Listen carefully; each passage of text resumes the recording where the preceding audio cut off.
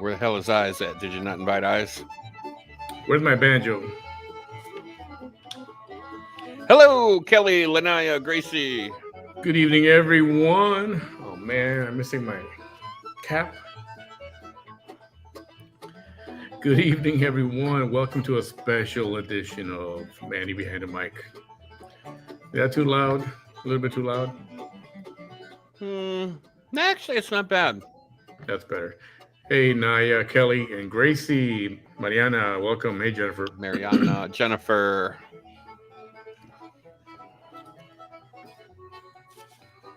Hey, Lauren. Yeah, we've got a pretty cool guest on tonight.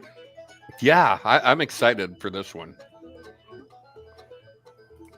Have you seen, let me see, it's 20, 22. Hey, Cheryl.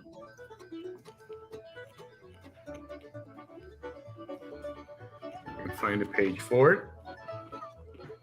Yep, found it. We've got a very special guest this evening. Hey, Carla, Angelita, Maria, FOMO143. Thank you for being here. Hello, Cherie. Lauren. So, FOMO. There's a pretty cool contest going around this country. I didn't even know there was such a thing. Kelly, we'll update you on that computer situation here once we get more people in here, because that way we can only do it. We'll do it once. We don't have to repeat ourselves. Oh yeah, the computer situation. Oh, sweet Jesus, Mary, and Joseph. How's everybody doing on a Friday night? I have Thunder Boomers going on, so that's exciting. I love a good Thunder Boomer session. We're supposed to be getting a tropical storm. I seen that, and I thought, I couldn't tell if that was like a recent post or if that was like one from last year. That's recent. I just put that up there today. And tomorrow's Sandbag Distribution Day. Oh, that's exciting. You know, because they always have to do things last minute. We're supposed to get rain on Sunday. So, you know, let's distribute sandbags the day before. Yeah, so do you not save your sandbags from like the year before or like other storms prior? I've never needed them. My house is on a bit of a hill. Okay. So if the front street would have to flood like a 40-year rain for it to flood. So I'm kind of safe from flooding. Well, that's good. So I haven't, I mean, I did get them once a couple of years ago for a hurricane that was supposed to come by. Never used them. They just sat there in one of the spare rooms and never had to use it. So. Hello, Kate. Just lucky like that. Yeah. Good evening, everyone. Hey, Nadia. I guess that is luck. Now, can you reuse sandbags? I mean, do they dry out, or do they? Does it turn into like a concrete type situation? I mean, I don't know. Well, you can reuse them as long as if they don't get wet. If they get wet, do they turn to concrete? They get pretty solid. Really? Yeah. At least that's what I understand. Yeah, you know where I know that from? From the airline. Remember, we used to use sandbags for ballasts. Oh yeah. And if they were old bags and they were wet, we had to throw them out because we couldn't use them anymore. So I don't know. They felt hard to rock. I mean, every time I had to throw ballast in the back of in an airplane, they were usually rubber, or magazines. I never actually used sandbags. Oh, American Airlines uses the rubber, solid rubber bricks. I get it. Yeah. For those who don't know, some of the airlines, regional airlines anyway, if there's not enough weight, passenger weight or bag weight on the airplane, or if the balance is off, they require us to put weights, basically the weights. More weight in the back. In the cargo area of the airplane. And to keep the butt like this instead of one of these situations. Yeah. And trust me, you'd rather be like that. You want to be like during that. flight. Yeah, during flight, it's got to be, the weight's got to be leveled off. So if you've ever been on a regional flight, you know, from a smaller city into a bigger city, Sometimes they'll take in passengers. A couple of you, please move to the back of the airplane, or somebody, please move to the front of the airplane. Well, that's what the whole situation is about. Or So, we have too many people on board. We have to take 5 people off board because we're too heavy. That's a situation I always hated. yeah. And that's when people start making money because the airline Yeah. pays you to come off that flight. Hey, Chuck. And every time my boss told me you got to get 3 people off, start at 200. Yeah, no, I don't have time for that. I go on board the airplane. I need 3 volunteers to get off, take the next flight out, $1,500. Yep, give you $1,500 each. Yeah. And you get that in the form of travel voucher. So you can use that. You can use it, give it to somebody. Doesn't matter. You got $1,500 to use. So yeah, it's anyway. That kind of stuff does happen. Let me just share a link here real quick. Hey, Facebook user Ella. Chuck's waving to us. Yo, Chuck. What up, Chuck? I think I said that already. I think I said Chuck already. I wasn't sure, but now I know I got Chuck in there. Oh, and Chuck just recently had a birthday. Happy birthday, Chuck! Oh, I you think some like wings 4 and a or drink 5 when you days get ago. here. Next time, come around next time. Hey, Ella. Let's see, Kate. Hey, welcome from Australia, Kate. Children will no be more present tonight. Chitskis is here. No more Cheeseke's lies. She is present and accounted for, or he. I have no clue who it is. Mary Rogers, Angelita. Welcome. We're just waiting on our guests to arrive. So apparently there's a contest, a mullet contest. And I don't know the history of it. Oh, yeah, that's what I was going to do is pull that up here, see if there's any information on it. Yeah, so I was watching Fox Live today, and I mean they talked about the this mullet contest. Like, let's see, Outnumbered talked about it. The 5 talked about it. I think the lady that did Faulkner Focus talked about it because Harris wasn't on today. Okay. And I think there was another guy that talked about it, and I briefly caught one of them. And there was the one that I caught. It was this blonde kid, and I heard him say, and when I say I briefly caught it, I actually woke up for it because I was napping today. So there's this blonde kid, and he said that his dad told him if he grew a mullet, he'd buy him a Camaro. And the kid isn't but like 8, maybe 9 years old. So that's exciting. 9 years old with a Camaro. So the story again, there's actually a mullet story. Are you aware of this? There's a story behind the mullet. Well, I know that it's business in the front and party in the back. Yeah, well, that's what we were saying back in the 80s. The business in the front, party in the back style has been around since way before it was popularized by actors and rock stars. Starting, I think Billy Ray made it famous. Probably in the 80s. Okay. According to some historians, the mullet has been around since at least ancient Greece. Really? Where the style was as much for function as it was for fashion. What kind of function? So I'm trying to think. I hope this is PG. Cropped hair. Cropped hair around the face with longer locks in the back allowed for both visibility and a protective layer of hair for your neck. Okay, that makes sense. Homer even described a haircut that sounds eerily familiar in the Iliad. Their forelock cropped hair grown long at the back. The Greeks weren't the only ones supporting the mullet, though. There is evidence that Neanderthals and our oldest ancestors would wear this do as well. Oh, so that goes way, way back. Yeah, it does. That's like creation time. Yeah. The relative ease of maintaining it makes it possible to keep up with, even without the existence of barbershops and hair salons. And the practicality makes it perhaps one of the oldest haircuts in human history. Some Native American tribes, both historically and more recently, have included the mullet with other traditional hairstyles. Oh, wow. In many tribes, long hair is representative of a strong cultural identity. It is connected to values of family and community, and there are multiple rituals surrounding the upkeep of long hair. The preferred style for displaying long locks is mostly commonly braids. Right. Often two or three,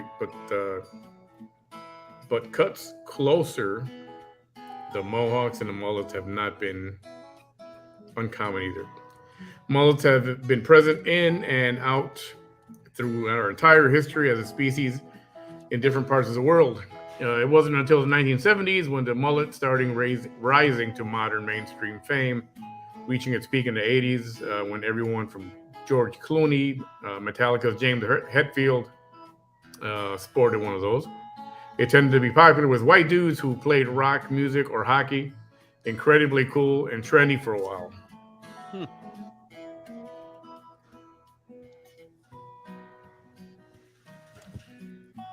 Okay. That's exciting. Yeah, I did not know that it went way back that far. I hadn't a freaking slightest idea either. I didn't even know they cut their hair back then.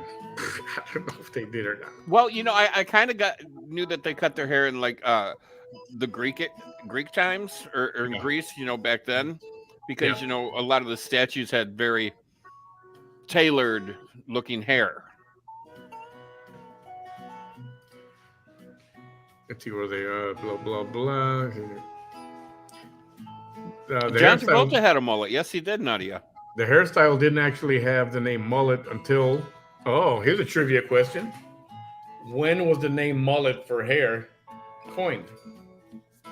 When was it what? Coined. When was it created? When was I'm gonna go with 1962. Nope. It's actually more 70s? recent than that, believe it or not. Really? 70s, 80s? The in the 80s, we were calling it a mullet. The hairstyle didn't actually have the name mullet until 1994. Really? So when the Beastie Boys released a song called Mullet Head, not long after the name mullet was christened, the hairdo was on its way out already. So it was not a popular hairdo, I don't think. I'm pretty sure we were calling it a mullet back in the 80s.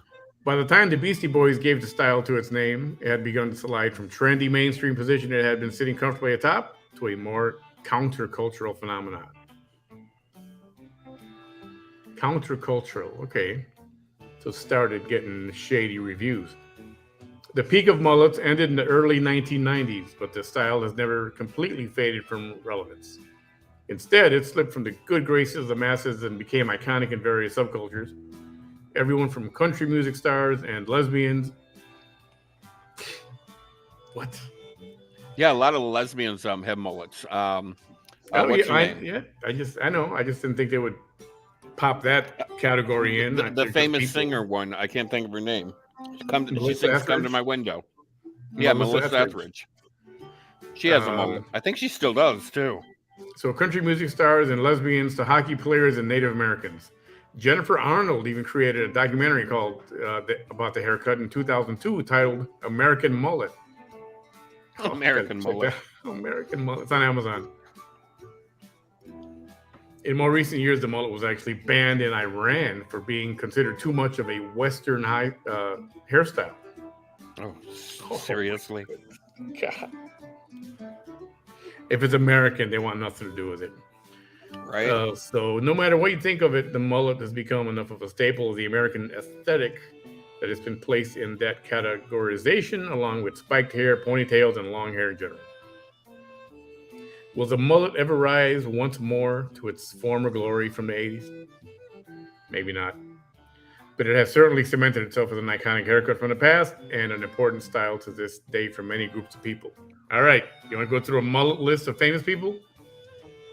David Bowie, Paul McCartney, Patrick Swayze. Oh, yeah. Billy Ray Cyrus, you said that earlier. Yep, said that John one. Stamos. Yeah.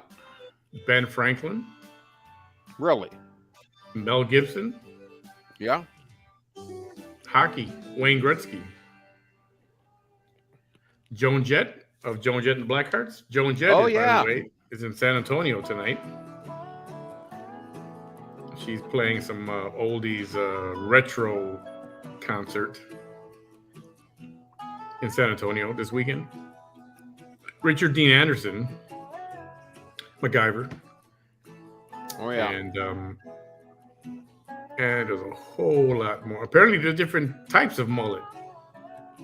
There's a modern mullet. There's a Kentucky waterfall mullet. There's a spiky mullet. There's the pompadour. I don't know what that is. There's the beaver tail. There's the extreme mullet and the shag. Oh, there's some more too. The curly mullet, the rat tail. That's kind of what you have right now. Yeah, I got a rat tail going on. You got a rat tail. The mullet and beard combo. Yeah, so there's 10 different categories. And I don't know if I had a mullet. I guess I did have a mullet in the 90s. Although mine was like a perm. It was a perm mullet. That's possible. Yeah, I grew my hair long. I had to get rollers. I got a perm and everything. And I had the long hair just about to my shoulders. So do you see what's back? What's back? Do you see what's back? Oh, your green screen. Getting it ready. The Green Monster's back. You don't like Travis Monster. Hey, Paul. Hey, Yasmin. Let's see. Facebook Paul. user. I don't have your name yet. Karen Jones says Joe Dirt. Blake Shelton. Patrick Andy Swayze. Hall. No one will cut my hair because the barber has to kneel. Dang.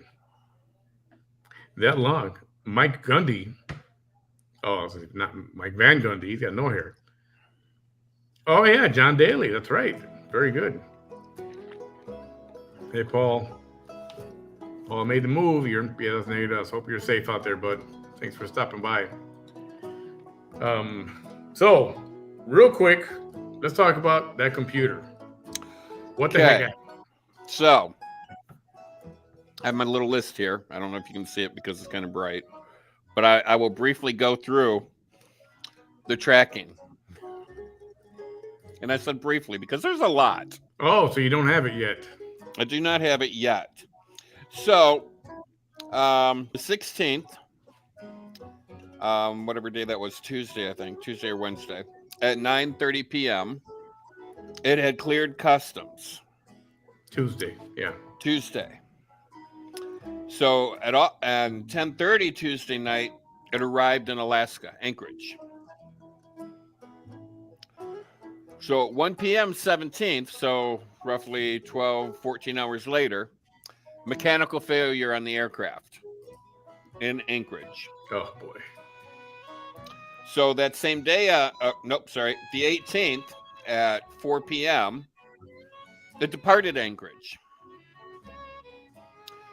Then the 18th, 2 hours later, mechanical failure. Oh. So, I mean, you can't make this up. Those of us that worked in the airline industry, this is nothing. On one flight, I've used the Holy Trinity: mechanical, weather, crew legality. The Holy Trinity. You can't make this crap up. So anyways, basically, okay, go ahead. Anyways, the 19th, which is today, I think. Yep. It arrived in Louisville, Kentucky, 2:30 in the morning. And then it had to go through customs again in Louisville. Because see, that's not right. You don't go through customs twice. I know. But at 20 after 12, we have an import scan. So evidently they didn't import the scan from customs in Anchorage. So they actually had to import the scan here, I guess. I don't know. Makes no sense to me. But at any rate, right now, it has departed Indianapolis. Is that UPS or FedEx? This is UPS. Okay. Please, FedEx, they have their crap together. No more Cheeske's lies. Nailed it. She goes, UPS. Yep. I mean, FedEx has their crap together. You give it to FedEx, 12 hours later, it's in your hands. I mean, FedEx is the bomb. UPS, on the other hand, That's why they're pricier. That's but yeah. But like they said So in the old commercial, if it absolutely positively has to be there overnight, FedEx is the way to go. yeah. So right now it has left Indianapolis, and I'm assuming it's on a semi at this point. Yeah. Um, So if they decide to deliver tomorrow, you actually could get it tomorrow. well, and it will be in Chicago tonight. Yeah. It's possible it'll be here in my city or in my area tomorrow morning, whether or not they're going to deliver it or not. When I called UPS today,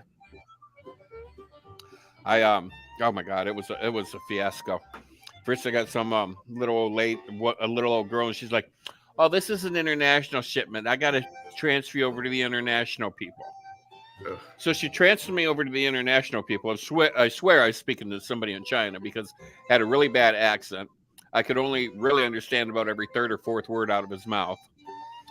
And then I was reading off like all the tracking information to him. And she goes, "Oh yeah, you're right. Let me call Louisville and see what's going on." Well, then I thought he was actually calling Louisville. He transferred me to somebody else. And I get this Awesome. lady, and she gets on the phone, and she's like, "This is so-and-so. How can I help you?" And I told her the situation. She goes, "Well, baby, hang on. Let me see if I can help you. Okay, baby?" I mean, sweetest woman you ever met in your life. And she put me on hold, and we're talking and whatnot. And she goes, "Well, I'm going to request a Saturday delivery. Now, whether or not they do it or not, I don't know, but I can request it for you." And she goes, "Hey, and give me your email address because I'm going to be here for the next 13 or 14 hours. And if I get an update on this, I'm going to email you and let you know." And I'm like, "Oh, well, that's really sweet." I hope she puts it out on a truck for tomorrow. I mean, hopefully somebody's there to receive it, right? Supposedly, and this comes from her because I said, I took yesterday. I had a doctor's appointment, but I was home in time for my doctor's appointment to sign for it if needed because it said that it was coming. Well, then all those mechanical issues happen. Well, she goes, "Well, you don't need to sign for it." I'm like, "What?" She's like, "Yeah, Apple doesn't request a signature." I'm like, "Seriously?" So they'll just hand over a $1,300 laptop to whoever happens to be standing right there. Yeah. Okay. Well, that's not So, cool. No. Yeah, they don't require signatures. Although I did order this little critter here. Oh, you got your magic mouse. Good boy. I got a magic mouse. Attaboy. I ordered it from apple.com and it came, and the UPS, I think it came Thursday. Came Thursday. And the UPS it was $79, and I bought this with the gift card that came with the laptop. Oh, cool. And he goes, "Well," he asked me like 3 times, "What's your name?" He goes, "Well, I just didn't want to leave it." I'm like, "It's like $79. I mean, he's worried about a $79 piece, but it's okay to leave a $1,300 laptop." What the hell? Brilliant. Yeah. And then I sent you the laptop stand. So you'll get that Tuesday or Wednesday, apparently. Hopefully Tuesday. Yeah. So let's see. Hopefully by Monday you'll be good to go. So that's what's going on with the computer, guys. I have no computer yet. And thank you all for helping out with that. That was yes. That is a blessing to get some help with that. And look forward to unboxing it as soon as he gets it. We'll be online live with that sucker. Well, first we'll unbox it. I can't wait. I can't wait. Hey, by the way, do you guys see this wallpaper that's behind us here?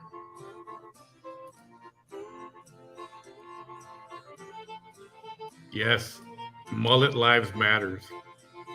Only Manny can come up with something like that. That's perfect. That's awesome. We're just waiting a few more minutes. Our guests should arrive. They were traveling. They were on the road, so they just need a few minutes to set up. And by the way, his name is Epic. His name is Epic. ORTA. First name is Epic. He's a cool kid. I was looking at all the different mullet cuts. Should I show them all? I suppose I can show them all. Let me stop that beautiful music that everyone's loving. Is it the kid that you have on the ad for the show tonight? Is that the kid? That's him. Okay, so it's the same picture that Fox News showed earlier today on one of their things. I had no idea what the kid's name was. Didn't have a clue what his name was. And I'm like, that is an epic freaking mullet. And now I just find out the kid's name is Epic. His name is Epic. I said too. That's what I said. I'm like, that's pretty epic. I mean, how cool is that? And they're like, his name is Epic. I was like, no, get out of here. Okay, let me see if I can blow this up a little more. And let's get our we're trending from the traditional mullet music to something a little more modern. All right, one more. There you go. So these are the kids participating in the 2022 Kids Mullet Championship. And these are contestants from all over. Oh, did I pop it up? Yeah, okay, good. That guy on the left has got a... there's a couple of designs like that. He's got the American flag over here. You see that? Yeah. So do they have different age brackets for this? Or is it just like... Yeah, apparently there's there's teens and young kids. I guess they're calling kids or they're teen. Okay. That's according to the website. That's a long one over here with this dude. Wesley, Arkansas. That kid's hair reminds me of Jay from Jay and Silent Bob. Oh, yeah, that's right. And here we've got Cash from Missouri and Emmett from Wisconsin. He's got that kind of, what do you call this thing in the middle of your head? Mohawk. What? Fish horn, fish fin. Fish fin, okay. Kind of like a Mohawk-ish, something like that. You got Ethan from North Carolina and Xander from Maryland. Maryland or Missouri? I can't tell if that's an M-O or an M-D. Xander I think looks that's like a straight-up rocker. M-D. I'm going to say Maryland. Yeah, Xander looks like a rocker. He belongs in a rock band. Yep. Nice. Sporting the American flag, sunglasses, cool. We got Ridge from Idaho and Miles from Tennessee.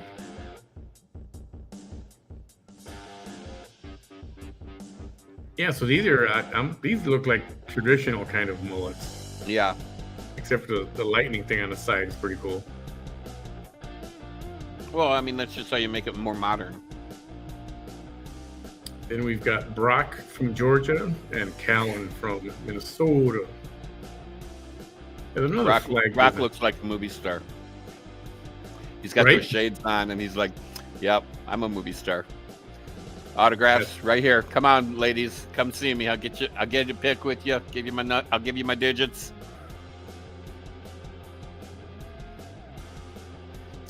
On the left, we got Jack from Florida, and next to him is Axel from Wisconsin, another Wisconsin finalist. That's a cool name, Axel.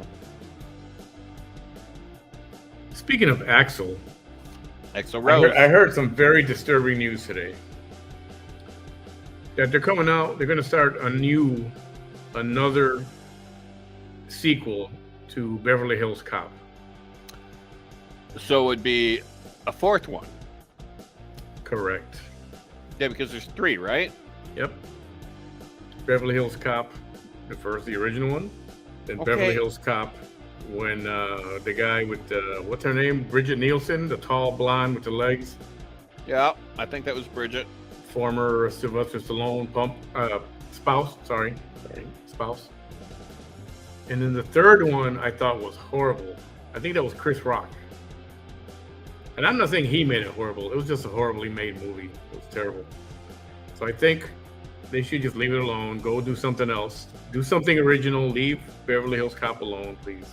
Yeah, I mean, the first two were good. The third one I wasn't a fan of.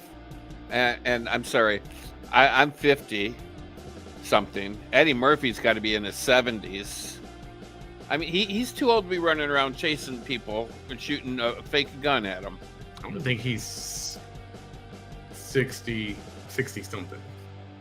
He's got to be really close to 70. Because when he did Delirious, he was barely, not even 21, I don't think. All right, our guests have arrived. All right. Let's see. Everyone, welcome. Hey. The Orta. Do I call you the Orta family? Yeah. So I have my son here, Epic, and I have my wife over here, Keely, and I, of course, Raymond Orta, comedian extraordinaire. Yes, sir. How are you doing? How you guys doing Hi, tonight? guys. Man, super excited. We're actually right outside of a comedy club, and we're doing the interview in an alley just to try to do this podcast, man. But thank you for voting for my mullet, George. Hey, so I'm gonna guess your name is Epic. Are you Epic? Yeah. How you doing, buddy? Good. Say hi to everybody. Everybody's excited that you're here. Show 'em your mullet, Epic. Let's see. Turn to your side. Can we see your mullet? Yeah, show them. Yeah, look at that. There we go. There you go. That is awesome. Full You know, head of I hair. had no idea that Do your the son's mullet name thing. was Epic. And when I seen a picture of his mullet today, I'm like, God, that mullet is so epic. I had no idea his name was Epic. Yeah. That is awesome. And that's his real name too. Oh, that's That's so cute. awesome. And Epic, how old are you, buddy? 8. 8 And years my old. parents, I had my mullet since I was little. Oh, you had it for a while already. How long did it take to get that long? Do you remember? Do you know? I think I had it's taken about 3 years. 3 years. He's actually had his mullet longer than his I dad. named it George, but its nickname is Phoenix. Yeah, I was gonna ask you if you named your mullet. Did you name it? Would you name it? Yeah, and George hates me, but That's Yeah, funny. his mullet's name is George, and he says George hates being cut. this is not a joke. George He hates being refers to his cut. mullet in third person. That's awesome. How are you guys doing on the contest? Do you have any idea what's going on? Yeah, so right now Epic is in the lead, but not by a lot. So it's a real tight race. And anybody that's listening, if they want to vote for Epic, they can go to mulletchamp.com and log in and go to the kids division part of the mullet contest and vote for Epic. The only one representing Texas and the only one representing the Valley, La Jolla, Texas. Yes, I was 956 style. Yeah. RGV style. Okay, so okay, I'm on a website here. This one is called mulletchamp.com. Is that where they're going? Yeah, That's where you yeah. go. Yeah. And You're just gonna go down pop and make sure you click on the current kids division that For not 2022. for 2022 because There's a kids and a teens division. And if y'all get a chance, y'all should also check out the teen competition. There are some amazing mullets in there. Hey, I'm so All- excited for the mullet competition. Yeah, it's been That's a fun, lot of fun. All of when these when did this start? Who's putting this thing on? I think it's been going on since 2020, and but it's about time that we start representing the state of Texas and start dominating the competition and showing them what's going on. I don't know if you guys can hear that background noise, but this comedy show is about to start. Yes. Are you in that comedy show? Yeah, I got a couple of friends of I'm mine having a great together time. performing tonight, so we're gonna start heading inside and getting ready for this show. But Okay. is I there gotcha. anything you want to tell your fans, Epic? Yeah. Does Epic want to say anything to anybody who's watching them?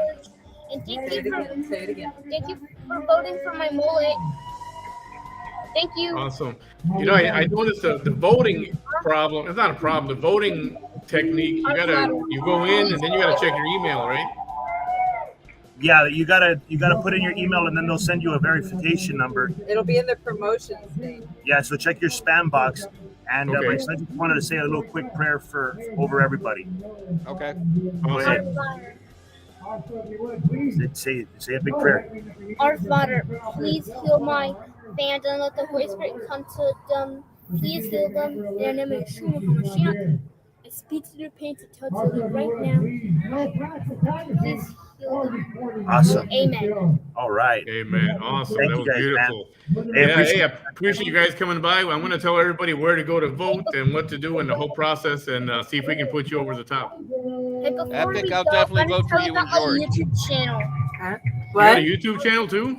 I make videos about toys and interview them and put them in slow-mo. He has his own YouTube channel. Oh, cool. It's Epic Toy Review on YouTube. Check And out that's everyone. one of the things he wants to do with his prize money is he likes to purchase toys and do toy reviews. That's awesome. Yeah. Mhm. Gonna be a little businessman there. Hey, He's Yeah. also a yeah, comedian. yeah, go ahead and do what you guys got to do. I understand you guys are on the road. but- You got a show coming up. Yeah, Epic's also a comedian too. Tell them a joke, Epic, before we got to get going. Which Tell your fans a joke. I was gonna tell you a joke all about bananas, but you're not gonna find it really appealing. Why did the cookie go to the doctor? Because he's feeling crummy. Oh, man.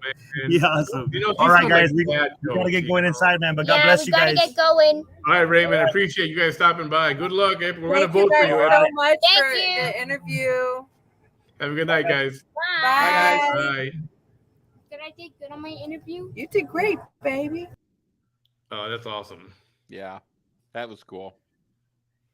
That was freaking awesome. Epic is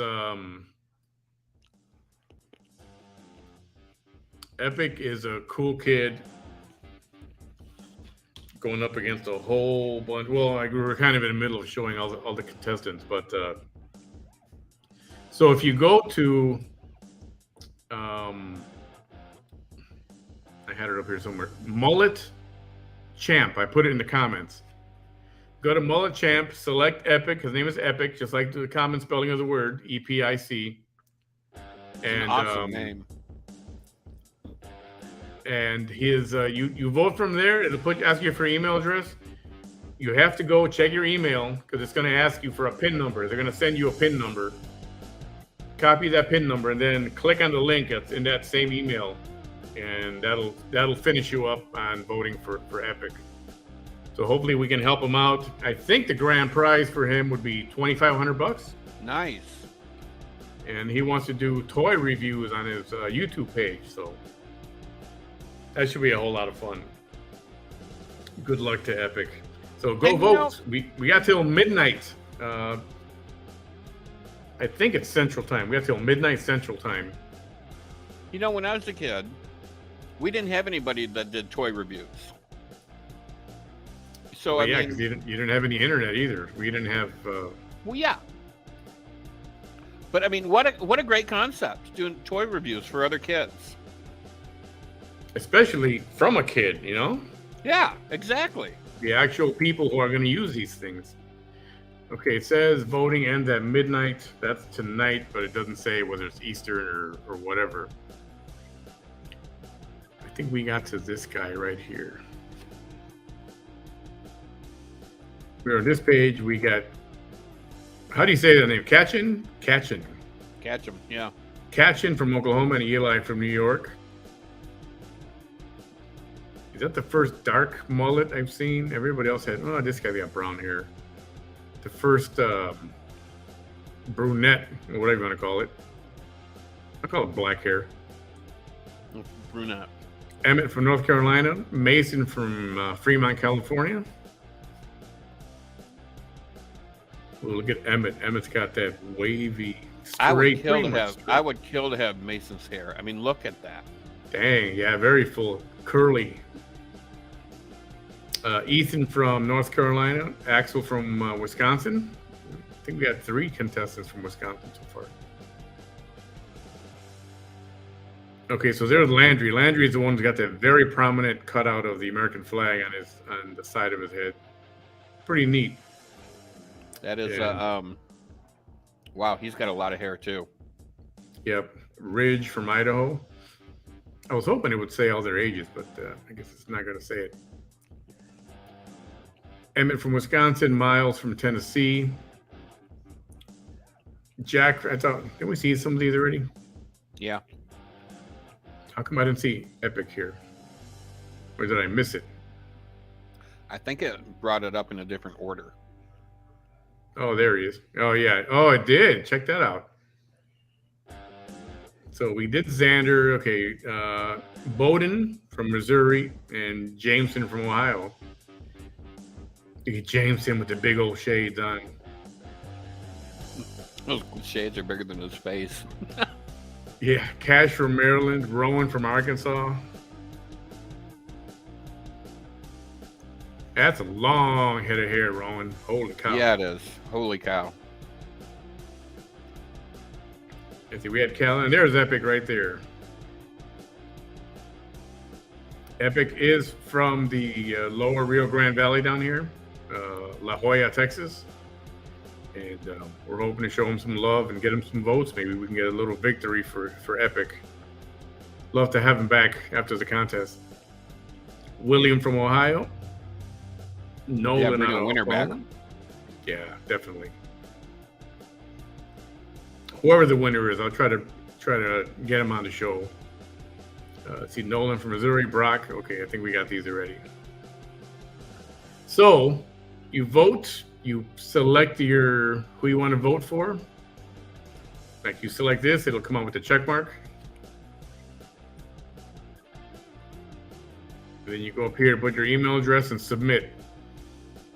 When you submit, you go check your email. There's going to be a PIN number and then another link. Copy the PIN number and then click on the link, and you'll get your voter ID. It's called a voter ID. You pop that on the screen and then confirm your email address. Boom, and then it's confirmed. So it could have made it a little simpler, I think, but so it'll take an extra 30 seconds. Let's help Epic out. Yeah, and if you happen to have more than one email address, like myself, I think I have 10. Where are the redheads? Yeah, right. I don't see no redheads on here. Everybody's blonde or some variation of blonde or brown hair. Yeah, there was not one ginger.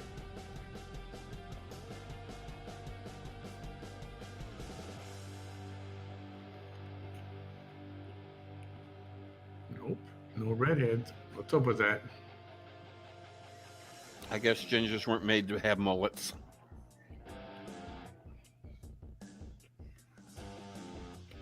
No, that's blonde. That's brown. Brown, blonde. There's Levi. There's a couple of dudes with plaid shirts. Levi's got a cool plaid shirt. Then there's another guy who's got a very, very old school plaid looking shirt. Where'd he go? This guy here, catching on the left. Check that out. Oh, yeah. Ain't that screaming 70s? It could be just Western wear, too.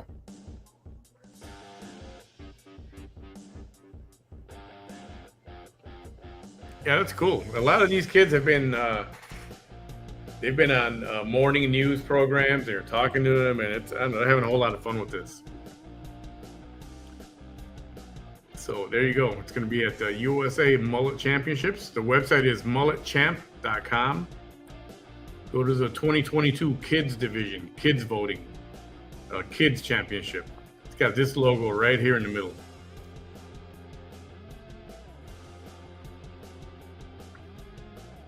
And vote, and let's throw Epic some love and get him on. See if we can get him a victory. We'll find out tomorrow morning. But that was fun. That was interesting. So we got that covered, and then so your computer is going to arrive sometime between tomorrow and Monday, apparently. I have a chance it's going to be Monday. Tomorrow would be great, but they should do it tomorrow since it's late. They should just say, you know what, let's deliver it Monday. Let's get the man. But then you're not going to be home either, so maybe somebody's there to sign for it. Nobody's got to sign for it, remember? Yeah, but is it safe if they leave it there? Yeah, I mean, I live in a neighborhood of 55 plus people. Oh, okay. So they won't even know. Anyway. And anywho. So, I've been contemplating on playing some videos. How much time you got tonight, Bam? Am I gonna do this by myself, or are you gonna hang out for a while? Oh, I can hang out. Why? What do you got going on? Talk to me. Playing some videos of what? I got some the VT Chronicles videos. Oh, you're going back to her.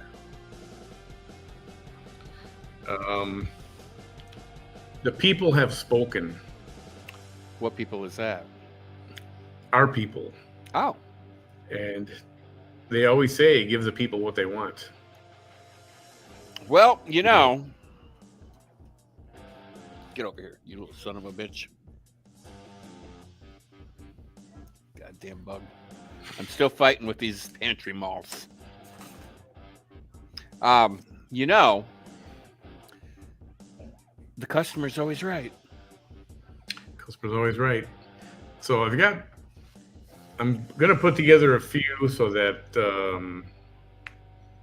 some days there have been 3, and other days a couple, and other days 4 even. So there's some catching up to do. Well, I missed my Vanessa. But, you know,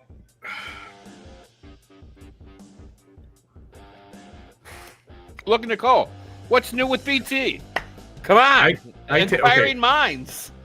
So her thing has been attacking who she says attacked her or was in on her attack. All right. Okay.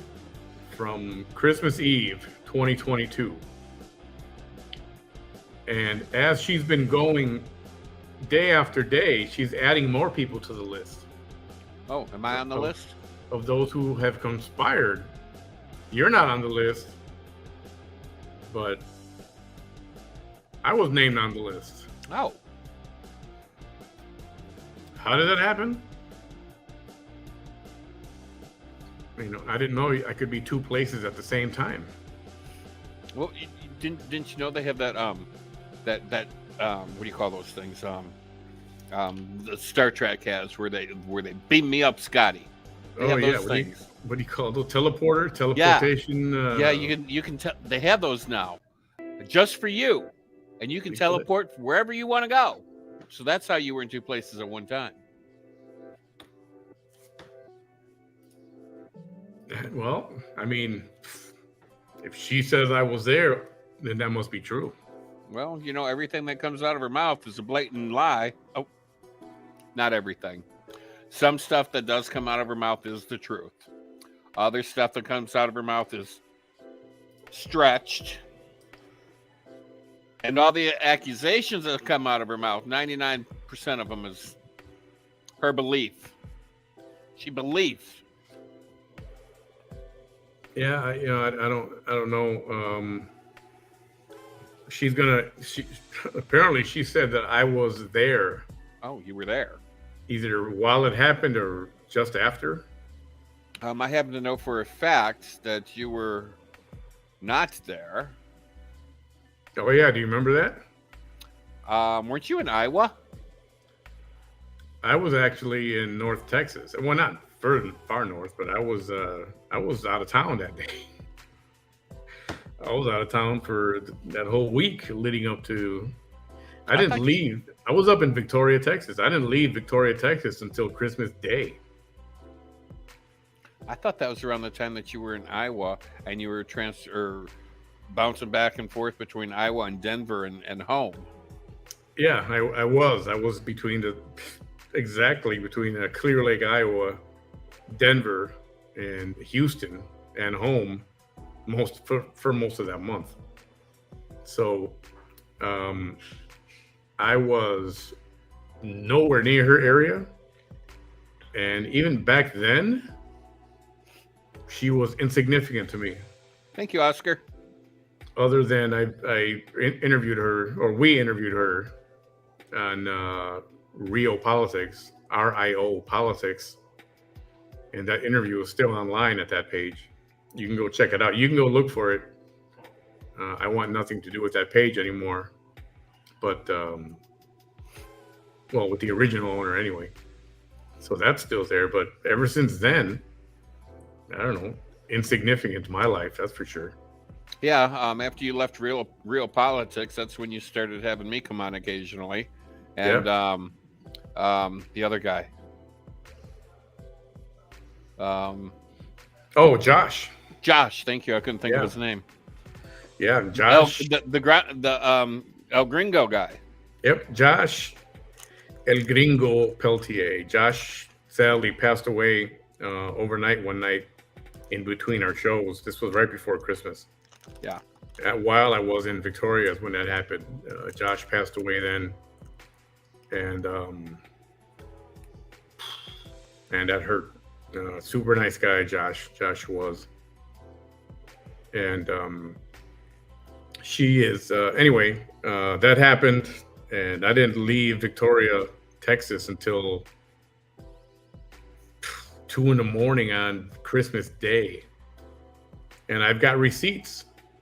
I was working out of town. I got my hotel receipts from the Marriott, and so don't even try to put me at the scene of a crime, or I wasn't even there. And but was it a crime? Alleged crime, which is not even being investigated anymore. It's a closed case, and so. What is that? Godfather 3? Just when I thought I was out, they pulled me back in.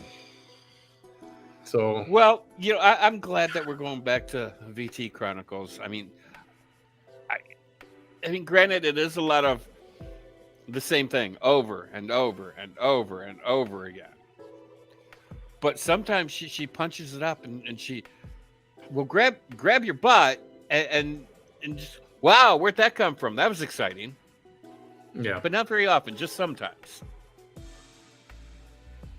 Yeah, so I don't know. We'll see. I've been contemplating, and I'll tell you one thing. It's meaningless to me. I'm perfectly fine if I never heard from her again, never say her name again. Her life means nothing to me at all whatsoever. So, if she was... I can't remember the last time I blew my nose either. That's how significant that is to me. All right? So, if you were walking down the side of the road, and she was in a reservoir of running water, and she was like, help, I'm drowning. Would you throw her a life preserver? I'd wave back thinking she was waving to me. So You wouldn't throw the woman a life preserver. I would at least do that. I'd throw something so she can float, like cinder block or something. That'll help her stay. But she's got big boobs. I mean, she could float off of those things. I mean, if she would wear jeans more often, you can take the jeans off, tie the cuffs in a knot at the end, and you can cinch the waist, and you got a life preserver. You just put the legs around you, and you float on those. She's automatically, what do you call that word? Buoyant? Is that the word? Buoyant? That is the word. Buoyant. I mean, hopefully she knows how to swim. I think she's a nurse. She would know how to swim. Well, just because I can barely swim. I'm not a good. She's a medical profession doesn't mean she's. I don't know. I assume everybody knows how to swim. I'm not a great swimmer. I'm not the best swimmer in the world, but I scuba dive, and I scuba dive in the ocean, or I used to. But I'm not the best swimmer in the world. I think ever since Jaws, the movie Jaws, I've stayed out of the water. Yeah, that movie worked. And it said the people were scared to go into water after that movie. That's the truth. That's the truth. Well, and there's a lot of shark attacks on the East Coast now. Tons. Somebody sent me a message and said that there's a little inbox fairy for you. Oh, okay, I'll take a look. But yeah, a little kid, like 9 years old, lost one of his legs from a shark. Another woman today, she got bit in the arm by a shark. Well, not today, but within the past couple of days, her right arm got bit. I mean, the sharks are just going crazy. Yeah, what is up with that? I mean, this past year has been nasty with shark attacks I know it. everywhere. Yeah, let me send this message to myself so I can play this in a little bit. Speaking of, well, since we're on the topic of sharks, I'm going to forward you something to play for everybody because it's funnier and shit. I just sent it to your phone, I think. I did send it to your phone. Let me send it to your messenger so it's on your computer. I got it. I get my messages on my computer sometimes. Okay. This woman cracks me up. By the way, I'm going to say this. Let's see. I got to get permission to say this. Stay out of the shark house. Okay, I'll play that in a minute. So yeah, at some point, we'll be back with the VT Chronicles. And did I not do it for a while from fear? I would say fear. I'm not afraid. Afraid of what? For what reason? There's no reason to be afraid. Well, I was just tired of the whole thing. It was just exhausting. It was just like. Well, she's very repetitive. I mean, she repeats herself over and over and over again. So, I mean, the luster, I guess, that drew me to her was starting to wear thin. And that same luster that drew her to us is the same luster that pushed us away. Pushed us back. Very true. Very true. Right. But, the one thing that really turned me off about Vanessa the most, I think, had to be, and I don't know the kid's name, the one that worked at Wells Fargo, with her calling every Wells Fargo in the country or in the city that he lives in. Was that Anthony something, maybe? Something like that. I can't remember. I mean, that's the one. I mean, are you that fucking vindictive over somebody you don't know to mess? I mean, this poor kid didn't do a damn thing to you, and you're messing with his money. I have a problem with that. Yeah. I don't know. I mean, they got off on it for some reason.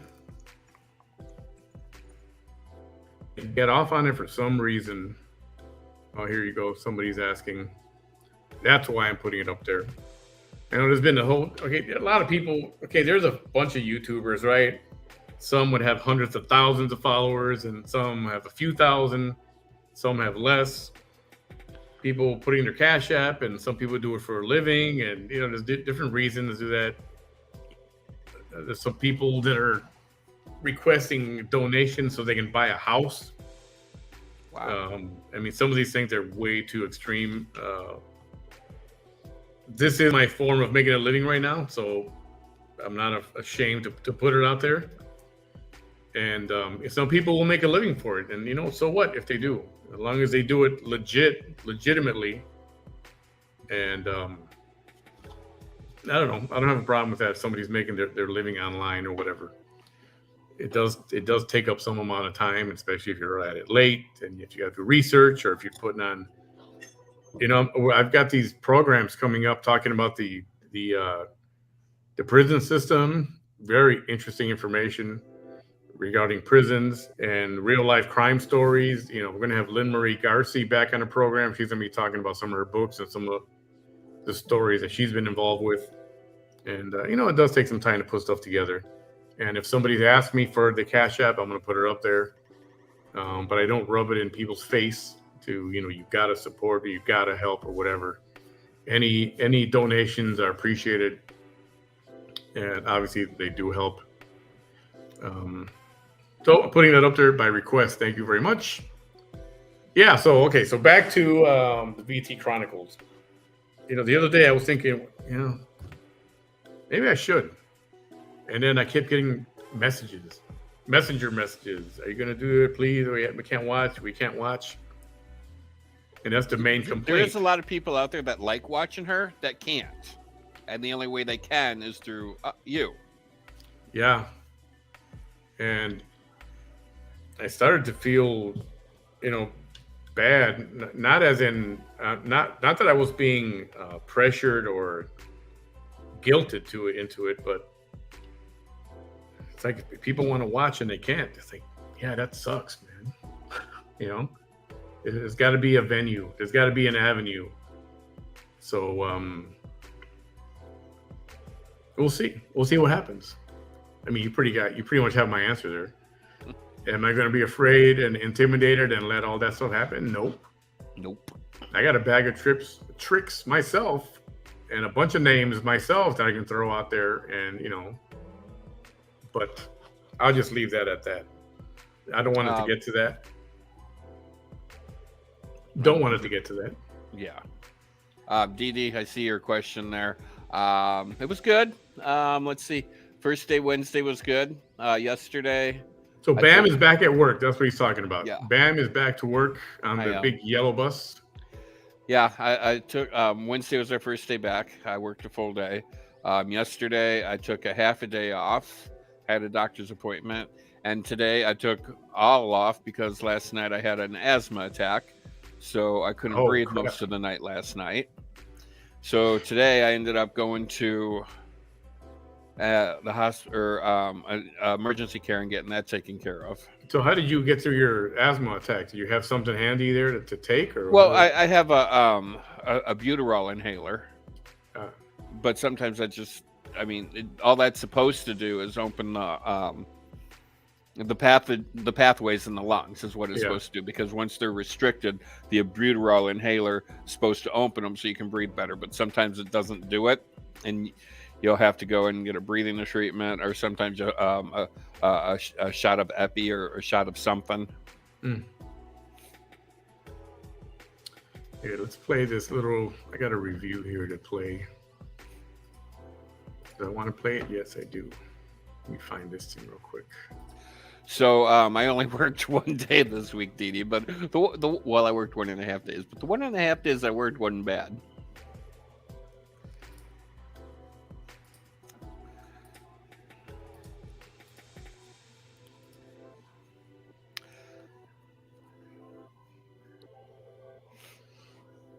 And I'm excited because next week when I get paid, supposedly, and I'm doing big old quotes here, supposedly, my raise will be on that check, or it's supposed to be. And Bam's buying drinks. And it's a big raise too. I mean, I jumped from $12,000, which is what I was making my first year, $12,000. I mean, they don't pay us a whole lot for this precious cargo we're driving around. Right? I got 12 grand. What's wrong with that picture? $12,000. It should be 12 grand per child. Seriously. So I got like almost a $4,000 raise. Well, that's a good one. That is a good raise. Yeah. So I mean, I might actually get to pay a bill. Bam's buying drinks next week. I might actually be able to put some food in the house again. Yeah, good. You can start buying, real meat instead of that dog meat stuff, Well, and I've always been extremely picky. Like, I buy ground beef and not ground chuck, because ground chuck is not ground beef; it's beef parts. No, but the best thing to do, and I tell a few people is, go to your butcher, buy chuck. You buy good beef, the chunks, and have them grind it for you. That's the best way to get fresh, real ground beef. That's what we don't have many butchers, and the few butchers that we do have here, they ain't cheap. Yeah, it's $30 a pound for freaking steak. So the other thing you can do, what's real good? Have you had this grass-fed beef from? I know Walmart sells it. H-E-B I have. Sells it. I have, and it is a lot leaner beef. Man, that stuff is good. You can taste the difference. You really can. Yeah, there's a lot less fat in it. And that's one of the reasons why I like filet mignon, because it's a very lean piece of meat. Very, very little fat in it. I got a picture of that, and I think I do somewhere here. I got it once just to try it, and it's like, holy crap. You can literally taste the difference. Yeah, I mean, and I bought it before from Walmart, and it's not bad. I mean, I enjoyed it. I thought I had it super handy here. Maybe I don't. I did take a picture of the thing. So, are we gonna do a VT thing? Are we gonna do a VT video? I'm guessing we are. Inquiring minds want to know. Hi, Carly. I'm guessing we are. Nah, I don't have it handy here. Anyway, you can get it at Walmart, HEB, or Hy-Vee if you got a Hy-Vee. I'm sure you can get it at the Jewel food stores. Well, I think that's only in Chicago, right? Jewel. Yeah, they are in Chicago. But Hy-Vee, HEB, Kroger's probably has grass-fed beef. They sell it prepackaged in a pound. You can taste it. Yeah, that's the other one too. Wagyu or Wagyu. How do you say that? Ragu. Wagyu. That beef. That Wagyu beef. Wagyu. Oh, wait a minute. I can't see it. Where is it? No more Cheese Keys Live. Right here. Wagyu beef. That I hear is good also. Oh, yeah. Wagyu. I have no idea. I've never seen that word before.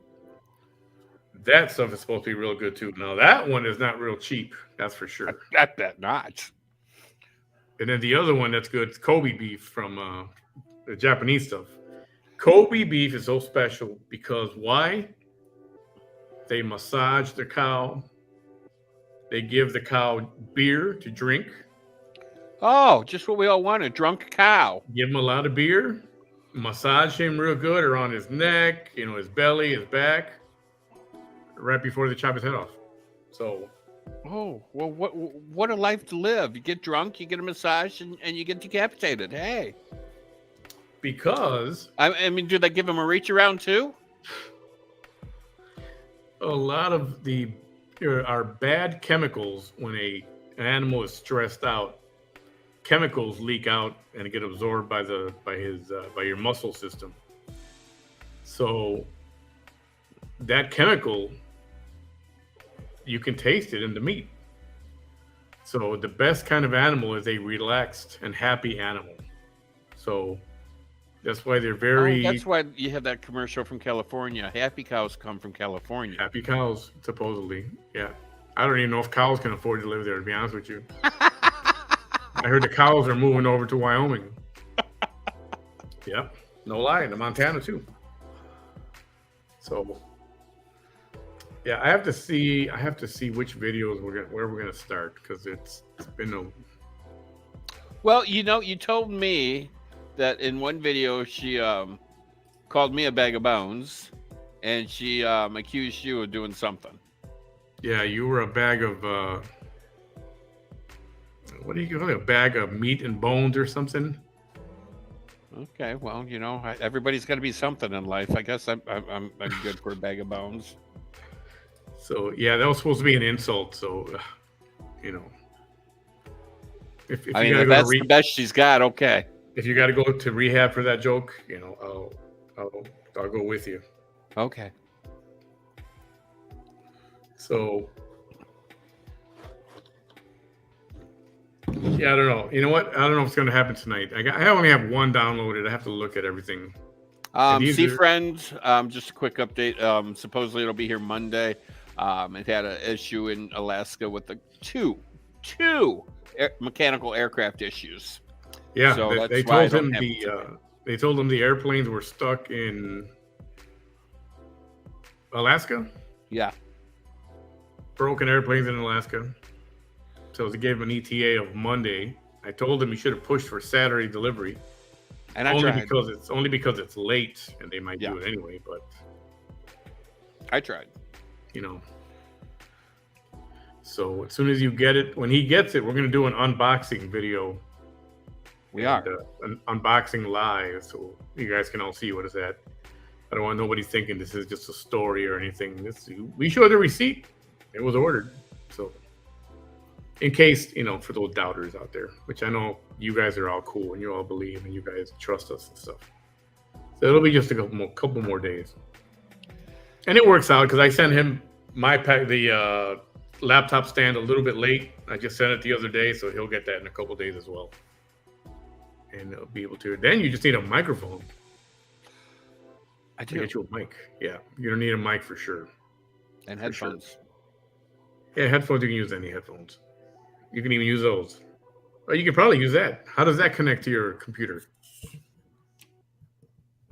How does that connect to your computer? USB. The regular, like the fat USB, the regular. Yeah, old the school regular one. Okay. So in the box with the stand, I sent you a little hub, and you can plug it into that, and then that plugs into your laptop. Or it has a I'm gonna unplug it so you see it. Oh yeah, okay. Yeah. So that's a 3.5 millimeter plug. Yeah, that's one of those audio, like a headphone jack. Yeah. But yes, Lauren, thank you for everyone who donated, pitched in a little bit. Every little bit was awesome. And we were able to do that in 2 weeks time? Just under 2 weeks, maybe? Yeah, it was right around 2 weeks, and it blew me away. I mean, I still can't believe that the generosity of everybody out there. I mean, it just blows me away. Yeah, there's a lot of good people on this planet and a lot of good people in this world and a lot of good people that watch this program. So sincerely, thank you all. You guys have been very awesome. All right, let me see. What do I have downloaded right now? I don't know. What's today's date? Today's the 19th. Victoria, I seen The Black Phone with Ethan Hawke. I love Ethan Hawke. It was a good movie. And now that I'm on movies, if you haven't already and you are able to watch Blackbird, it's on Apple Plus with what's his name, Taron Egerton, the kid that played. What's the movie called? Blackbird. Blackbird. Taron Egerton. He played God, I can't think of his name. Elton John. In his bio, he stars in this movie and does a fantastic job. And it's like one of those things where it's done after a real life thing, a real life story, and there's 6 episodes. Very good movie. All right. You know what? Maybe we're not going to start tonight. I have to gather what I have and maybe go backwards in time. I mean, start with the most recent and go and work our way backwards. Yeah, I know. Oh. And I have to download them because she's having that problem where the audio video stops. Remember, it kept stopping and I had to keep refreshing the page. But that's not on my end. I have determined that. So, well, Victoria Patrick, thank you so much. You're awesome. She is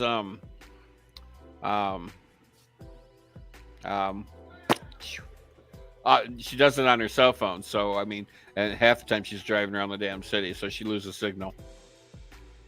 Yeah, or something. I don't know what's happening with that part, but when it's live, that's not so much of a problem. When I watch the replay, it becomes a problem. But if I download the video, then it'll be fine. It'll be okay. So yeah, give us another day. Let me download a few things and get a few things in order. Everything I show that I have is old, and by old I mean like August 6th old.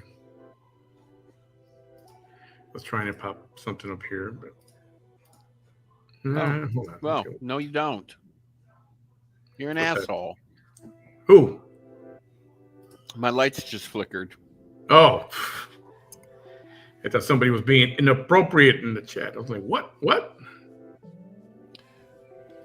You know what else? You know what I am going to dig into a little bit. What?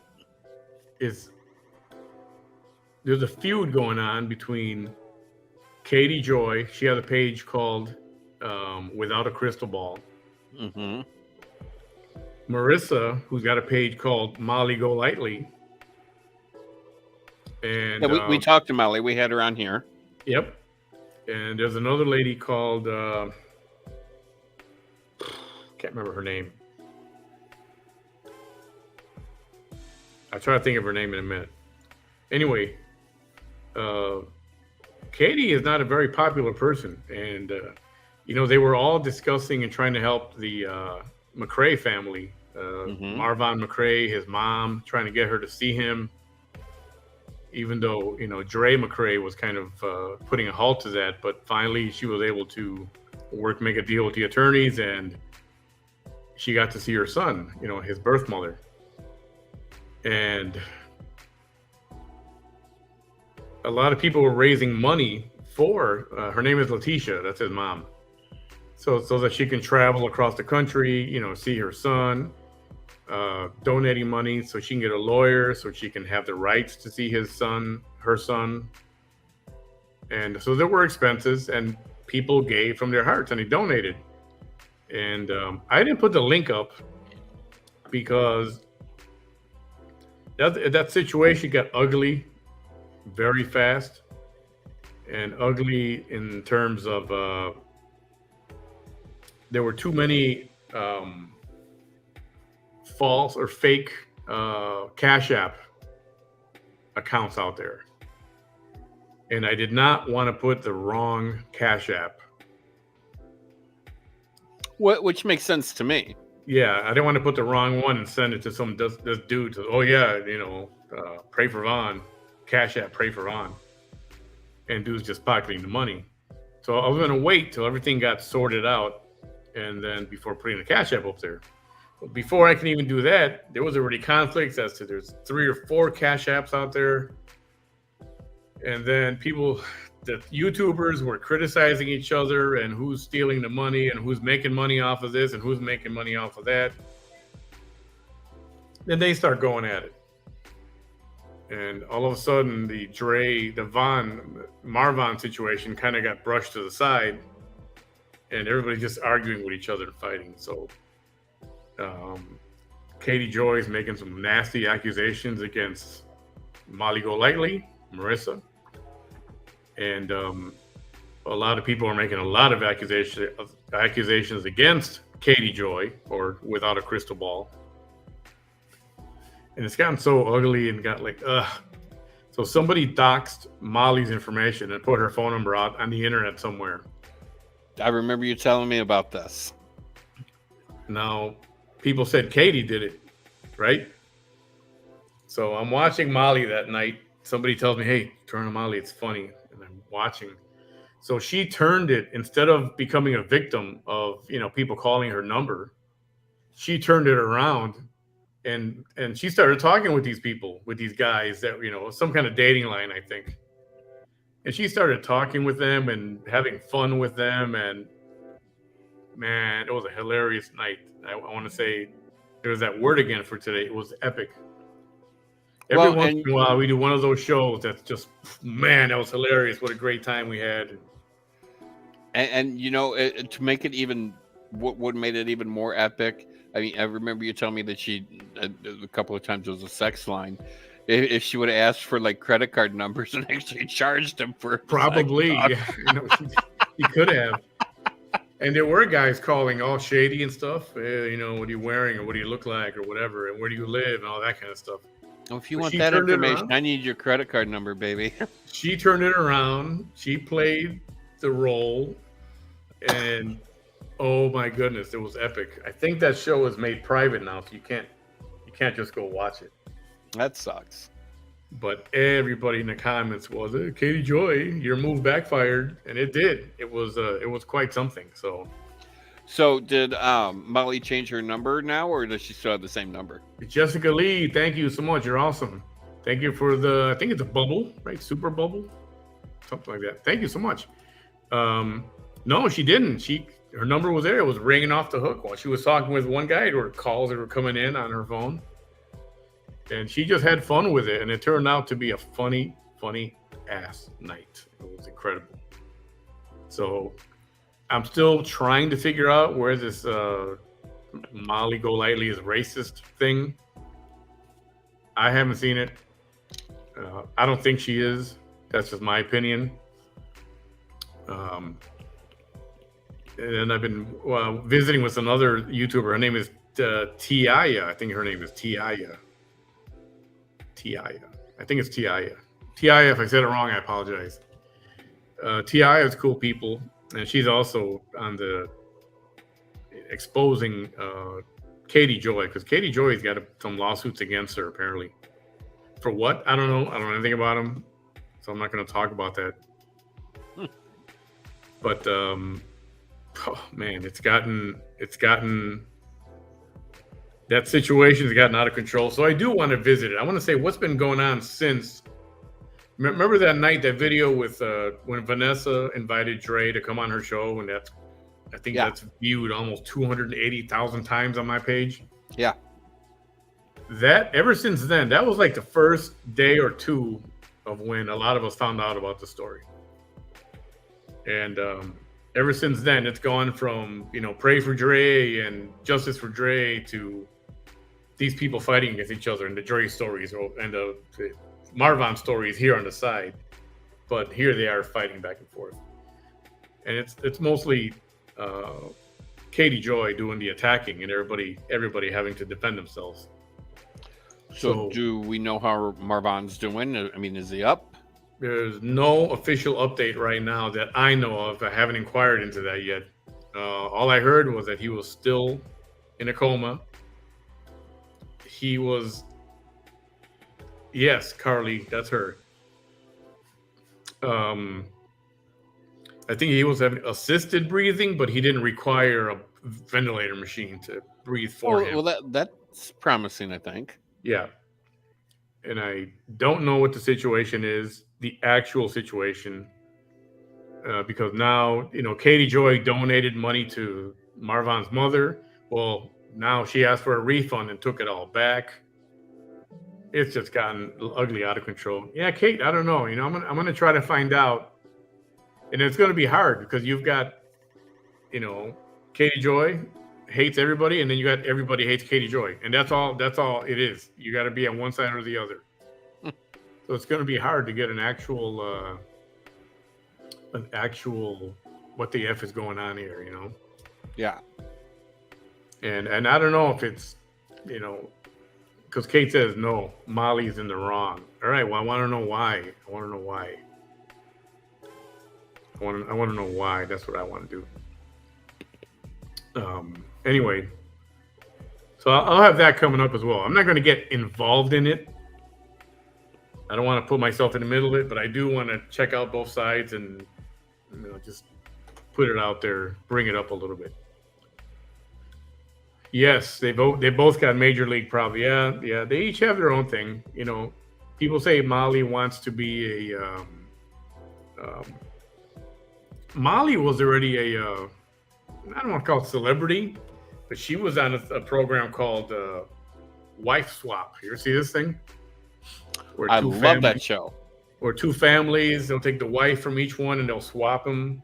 I love that show. And so she was on there, and she was trying to be, I don't know, people say she's trying to be, get into Hollywood and this and that. That she wants to be whatever. She wants to be in Hollywood or whatever. Like, yeah, so what? So what if she does want to be in Hollywood? I think everybody, for the most part, wouldn't mind if somebody said, "Hey, you want to be on our, CBS program or whatever?" I think people would go, "Yeah." What? You gonna pay me? What? Yeah, I'll do that. So, pay me to act like a fool? Sign my ass up. Right?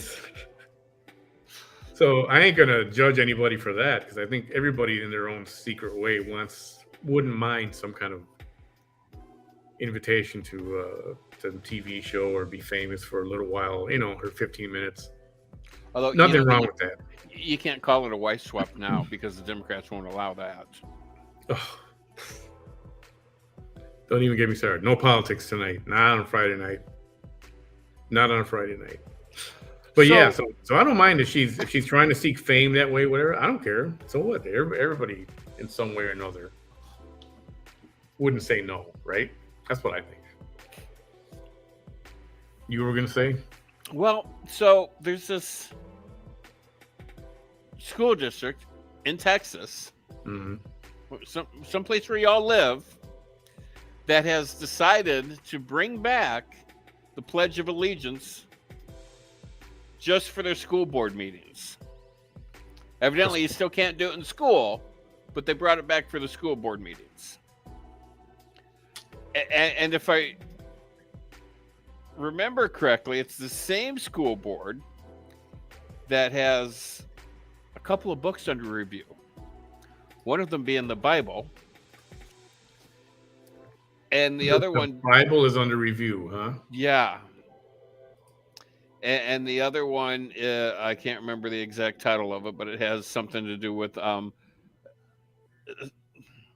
sexually explicit material. And that's why they're both being under review, because sexually explicit material. Now, I don't know much about the Bible, but, you know, I've read a little bit of it here and there. Mm-hmm. And I do remember one story of Mary Magdalene with the stoning and the townsman calling her a whore. So is that the sexually explicit material we're talking about in the Bible or what? But I mean, this is what... I know you didn't want to go with politics, but here you go. Here's the woke generation. You know, they're making you take the Bible out of school. You know, the woke generation only exists because we let it. Well, and they're the same ones that I think are the cancel culture. And they're the same ones of the thems, the days, and the, oh, it's a birthing parent. And it's parental unit number 1 and parental unit number 2 and elder. You can't say grandma and grandpa. Just today, I was watching this video. I was watching news, and it was Tucker Carlson. Some of you don't like him. I don't care. I like watching Tucker. I like Tucker. He's funny. And he had this lady on. She was at the YMCA, right? She's swimming at the YMCA. She goes back to the locker rooms. She's taking a shower and changing. And she sees a man standing there watching these little girls change out of their swimsuits and into clothes. That's disgusting. And she tells him, get the hell out of here. Get out of the ladies' room. And he tells her, that's discrimination. And they called somebody else, another staff member. And she said, ma'am, that's discrimination. You are banned from the YMCA. They banned her from the YMCA for wanting a man out of the girls' shower. And there's not a damn thing wrong with wanting a man out of the woman's locker room. Doesn't belong there. And they told her she was discriminating. And they banned her. She cannot go back to the YMCA. This is a YMCA in Portland, Oregon. Oh, I'm sorry. Okay. Washington State. Okay, so those of you that don't know what YMCA stands for, and I may be wrong, and they may have changed it since I've known. They have not. As far as I'm concerned, they have not. Hey, hold on. Don't say it. Does anybody know what YMCA stands for without looking it up? Okay, Thank you, Kate. Yeah. So yes, go ahead. So, Young Men's Christian Association. You are a Christian. Men in men's room, women in women's room. When you go to church camp, boys in one side of the camp, girls at the other side of the camp. They separate the sexes. They do it in the schools. Although there's been some talk recently about their colleges wanting shared bathrooms. That's your woke generation that are backing everything up because they're out there. I mean, them Carls are out there. I don't get. I mean, you got a penis, you stay with the other penises. You got a china closet, you stay with other china closets. It's as simple as that. So women are allowed at the YMCA. You know, they swim and there's exercises and sports and all that kind of stuff. But just in the name alone, and I'm not talking about young men, I'm talking about the Christian part. Yeah, exactly. That's where I was at with it. I mean, that says a lot right there. And to think you've got people that are woke or on the extreme liberal left who are okay with men watching young girls in the locker room. Well, and we have the YWCA too in some cities and states. Yes, We have a YWCA here in my town. Young Women's Christian Association. That's right. And if you're traveling and you don't have a whole lot of money, you can go to the YMCA and they have a hotel, or most of them have a hotel. Yeah. We're men in one, women in another, and it's like $18 a night. Something like that. But and pretty much all you get is like a little closet with a bed in it. As far as restrooms, I mean, it's all shared bathrooms, community showers. But yeah, I'm trying to get the people from. There's a group called. Oh man, I gotta look it up. It's a Twitter thing. Melissa thought it was Young Men's Club of America.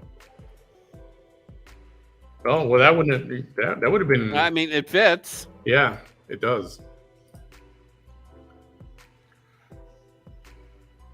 Okay, it's called. There's a group on Twitter called Gays Against Grooming. Gays Against Grooming. Yeah, and these are gay people that are totally against the gay people that try to recruit or groom young people to become gay, perhaps, or whatever. And they are totally against that. And they've been shut down by Twitter 3 times in the last 3 months. Twitter shuts them down and they keep winning the appeals and coming back. So the act of grooming young people for that purpose, whatever you want to call it, to be gay or be gay friendly, rubbing it in or whatever, that's okay. But the minute you speak against that, that's not okay. So, and I've reached out to them trying to get a rep from there, this lady who was on TV, see if I can talk to her. The lady who had the issue at the YMCA, I reached out to her as well, trying to get her on. But everyone's reaching out to her. I should say conservative groups are reaching out to her. Nobody from the liberal left is reaching out to her. Well, of course not. So she was banned from the YMCA, and she had a press conference about it the next day or something.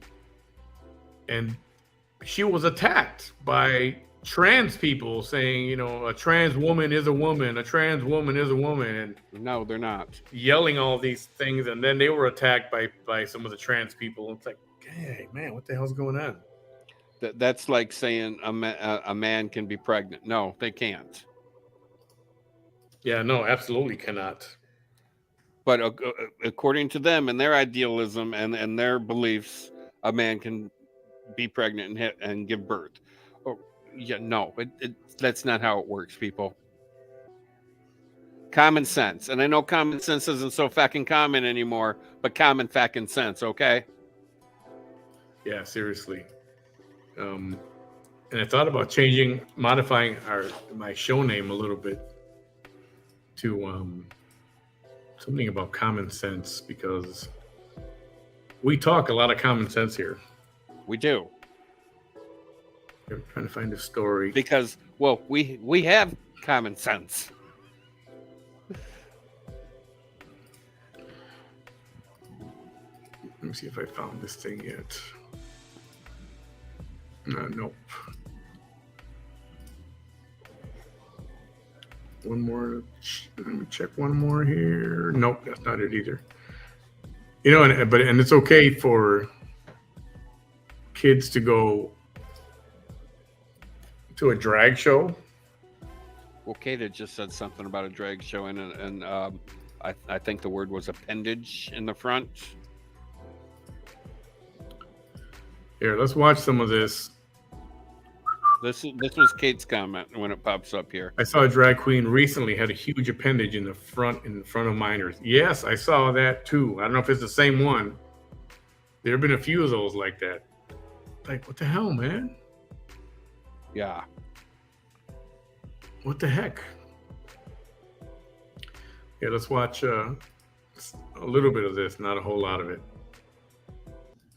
Did you speed it up? No, I guess I should. You got to speed it up so the algorithm doesn't get you. Let's try this. What is going on, YouTube? Lamont on the run. Oops. Today, we're in Menards. Too slow instead of too Don't know fast. what Menards is. Yeah, It's it's too slow. basically a Fifi Home Depot. So anyways, today we're going to go to Port Townsend, Washington. We're going to go to the Mountain View Pool of the YMCA in Port Townsend, Washington.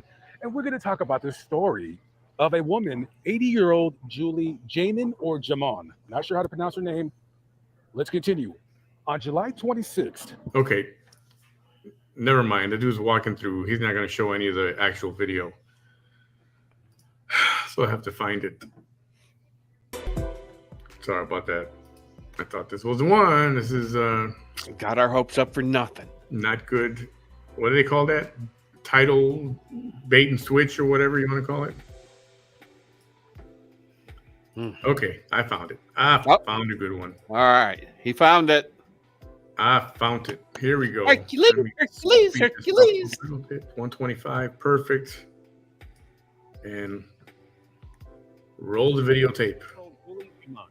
Was permanently banned from her local YMCA after demanding that a transgender worker leave the women's locker room. Jamon said that she was trying to protect little girls from a biological man in a women's swimsuit who was watching them undress.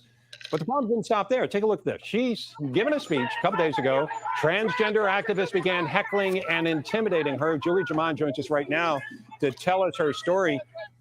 Julie, I think you go to the local Y and you go swimming. And by the way, I used to do that when I lived in Nashville. And I'd go into the men's locker room and men were in the men's locker room. Tell me what happened to you, though. This pool belongs to the school district. It's leased by the city of Port Townsend and it's managed by the YMCA. I'm not a member of the YMCA. I just am a patron. Okay. I was taking a shower. Just as you said, I heard a man's voice. I looked out. There was an adult man in a woman's bathing suit watching little girls. Subsequent to that, I have been accused of, so a Y staffer showed up in a red shirt. I told her, get that guy out of here. And she said, nonstop, you're discriminating. You're out of the pool forever. And I'm calling the police. So subsequent to that, I was told by the CEO of the YMCA that pride posters that were posted around this area are adequate to inform women what to expect. All these weeks later, I am now accused of multiple infractions, vulgar language, verbal abuse, screaming, refusing to leave, and the list continues to grow, I presume provided by the local manager at this pool to the CEO. Okay. Well, Julie, let me ask you this. Have you gotten support from local folks there? Because I would think the community look at what your reaction was as absolutely common sense. I just want to just reach right out to say thank you. I mean, hundreds, maybe even millions of people know of this, and they have sent support to me in all kinds of ways. It wasn't my plan, but it is just amazing how concerned people are from all over the country. Yeah, because this, you know, you can just picture this kind of situation where they're grooming little kids completely inappropriately, and you're doing the thing that a lot of people want you to do, and that a lot of people watching would. I wanted to point out the reason we're able to show the videos of how the trans protesters harassed you is because of an online social media account called ReduxXMag, which published the video, but they were suspended from Twitter for showing your story. They were eventually brought back, but while people who support you got attacked, that trans employee was given over $15,000 on their GoFundMe for body surgery to look more like a woman. What's your response when you see like this? Look, I've been around the while myself, and in the world you and I have grown up in and have seen, this would have blown your mind if I told you this 30 years ago, that this kind of thing would have happened.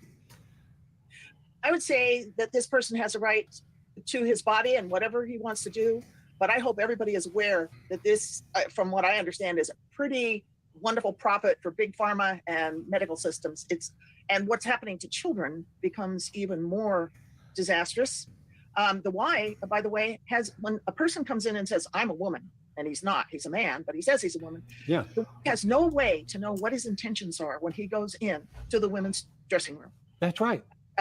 The Y says that they are following the state laws. Well, in 2016, the Washington State Human Rights Commission wrote a code that essentially denies the rights of human females to privacy and safety. And that's what this issue is now about, the policies and the punishments. And you were protecting the kids. You were protecting the kids. I mean, they should have a responsibility to do that. The Young Men's Christians Association should be doing that themselves if they were playing any role in this whatsoever.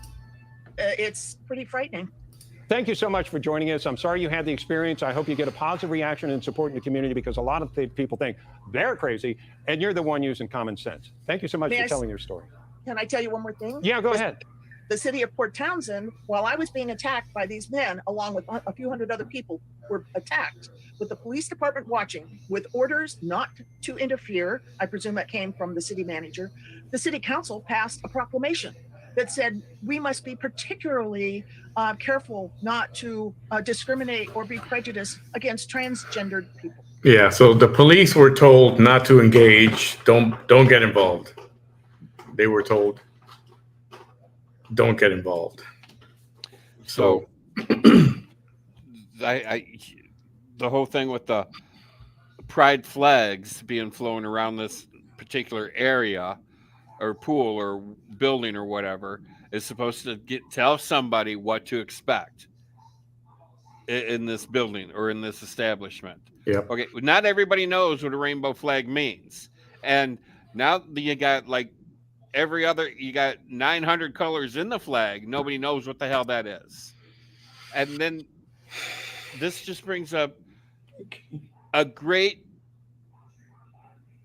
point for the argument of male bathrooms, female bathrooms, transgender bathrooms.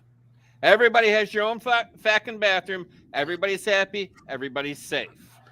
If you're, okay, male, female, that's one. Trans, if you are a male transitioning to female, then you go to the male bathroom. Yeah, absolutely. If you're a female transitioning to male, then you go to the female bathroom. Yeah. End of story. I don't care what you say. And then after you transition, you go to the transgender bathroom. And then they got to come up with a T bathroom or whatever you want to call it. Well, and then they're going to say, well, we don't have funding for that. We need money. We need funding to build a third bathroom. Well, and schools have started private bathrooms for this situation. It's just like family bathrooms and like airports. You walk in, there's a commode, there's a sink, and you know, it's like your own private bathroom. And you lock the door behind you, and when you get in there, and that's it. Yeah. But so schools have gone to private bathrooms, or you know, there's at least one or two in an area of the school. And I don't know, there's going to be something to some kind of safety issue. You can't have a little kid by himself in a bathroom because if something happens, then you got to bust into the bathroom. I think there's something like that. I could be wrong, but I think I'm right. Well, I mean, it's common sense. Oh my God, there's those two words again. Common sense. Yeah, I don't understand. Which our government is clueless on the definition of common sense, or at least half of the government, or a party of the government. They don't have any kind of sense at all. Period. They lack sense. They do. Yeah, I don't know. There is a make it make sense. I know it doesn't. I don't think we can, Carly. I don't think we could make it make sense if we had a grenade and shoved it up somebody's ass. I don't think we could make it make sense. We're living in some very strange times right now. Just like you saw the video last week, the minor attracted people. Like, what? What? Minor attracted people? Yeah, remember that lady who was talking about, she was defending people who are attracted to minors? I don't think I was here that night. Or maybe you left early, maybe. So this woman comes on. I mean, there's a video of her. And she's a some kind of psychologist or something. And she's defending MAPs, minor attracted people. And she says that, oh, that doesn't mean that they're going to go out and rape them or do anything like that, but it just means that they have an attraction, whether it's mental or romantic or Disgusting. I was like, what? Like, Gross. What? She's trying to justify this. Well, and there was last year before, 2 years ago. I don't remember, but California, I think, was trying to get pedophilia as part of a recognized sex, Yes, yes. as I in remember that. homosexual and heterosexual and pedophilia. Oh boy. Yeah, I found the video that you didn't get to see last week. Okay, well, I thought you did see this. You sure you didn't see this?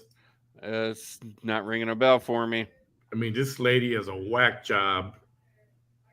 People might have seen this. You know what I'm talking about. Remember this lady right here? Here. Ready? Listen to this kook. Use she, her pronouns. Hang on. Folks, my name is Miranda. I use she, her pronouns, and I'm a licensed professional counselor and sex therapist in Erie, Pennsylvania. And today I want to talk about minor attracted persons. And I want to talk about minor attracted persons because they are probably the most vilified population of folks in our culture. And with good reason. Most folks are making incorrect assumptions about them without actually knowing much about them. And those assumptions create harm for an already marginalized population.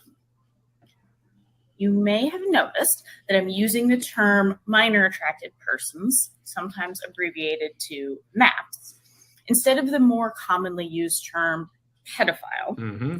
And I'm doing this because the term pedophile has moved from being a diagnostic label to being a judgmental, hurtful insult that we hurl at people in order to harm them or slander them. I also prefer person first language that recognizes that any label we might apply to a person is only part of who they are and doesn't represent everything that they are. We are all fucking sick. First with many different facets or parts of ourselves. She's just as sick as them. Folks who are attracted. Yeah, so she's going on with this, and she's talking to you like you're a child. She's talking to people like they're freaking children. I don't know if you guys can catch that. Okay, it's almost over. Hang on, another minute. Attracted to minors. So to start with, let's talk about what a minor attracted person is or who they are. Oh, this term simply means a person has an enduring sexual or romantic attraction to minors. They've not chosen this attraction, just as the rest of us have not chosen whatever our attraction is. You don't get to choose to be heterosexual or to be gay or whatever you are. And you don't get to choose to be a minor attracted person. Some minor attracted persons are attracted to a specific age range of minors, while some are not. And some minor attracted persons are exclusively attracted to minors and are not attracted to adults at all. Some minor attracted persons are also attracted to adults. And that's where the video ends right there. Yep. They need to take her and lock her up and throw away the damn key along with the pedophiles.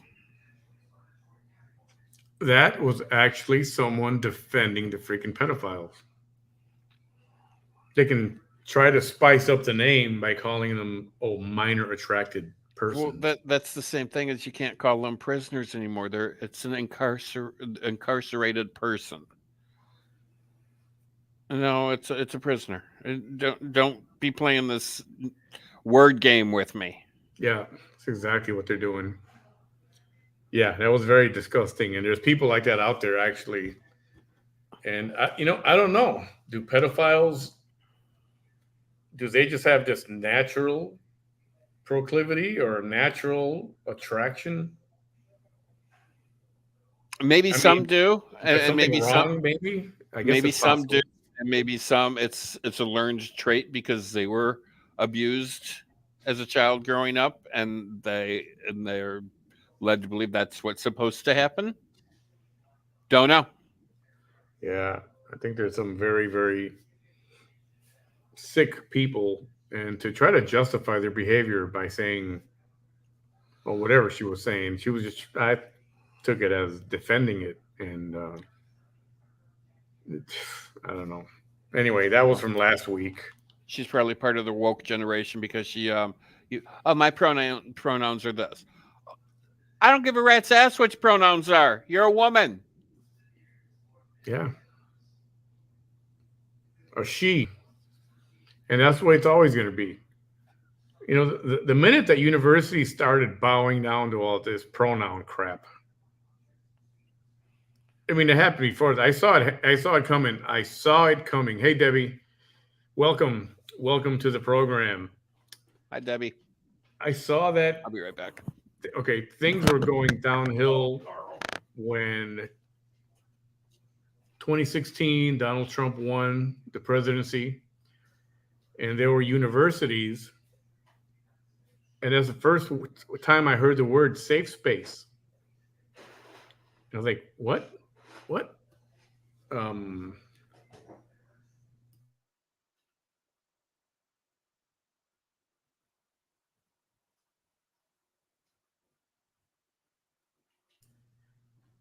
That was the first time I heard the term safe space, and the kids had to go, oh, yeah, we have a safe space. Like, what? And he said, yeah, kids are upset and they have to go in there and feel non-threatened and have to sometimes cry. I'm like, what? I was like, what? And there's a place where it's completely quiet, and I literally like a closet where they can go and sit there or lay down or something and just shut the noise out and feel safe.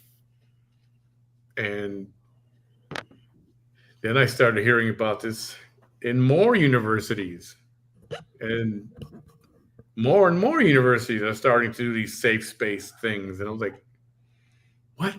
And I was still like, what? Safe spaces, huh? Yeah, I remember I was telling him the first time I heard safe space was when right after Trump won the presidency, they were interviewing kids in universities. They were like, yeah, the kids do have a safe space here. And I was like, what? Safe space? It's like a closet they can go to. And free of noise, they can cry if they want to. And you know, it's the only comfort I really have is I'm in my 50s, and by the time some of these high school kids start running the country, I'll be dead. That's the only comfort I have, because if this is our future, God fucking help us. Yep. This is it's I mean, too late now, because that was 6 years ago. And now we're dealing with all this, with people with needing safe spaces, and you have to call people by certain pronouns, and well, now we're protecting the criminal instead of prosecuting everybody. Yeah, I was watching this thing on TV. The Spanish dude sucker punched a guy. And New York. Yeah, fractured his skull. Dude's in a coma. And they arrested him, but then they let him go, saying they dropped the charge. They lowered the charges. It's like, what? Yeah. Dude's almost about to die. To minor assault. Yes. And the guy is in a coma in the hospital. It was a sucker punch. And he is on parole. Yes, he was on parole. He's on lifetime parole. So if he does anything, he is back in the Huskow for the rest of his life. That's what lifetime parole is.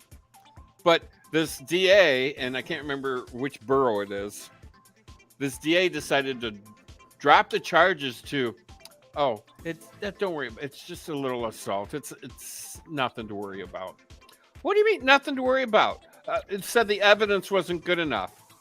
You can see plain as day who it is, what he did, and the man did not provoke him whatsoever. He's just standing there looking out in this direction, and the guy comes up behind him and whaps him.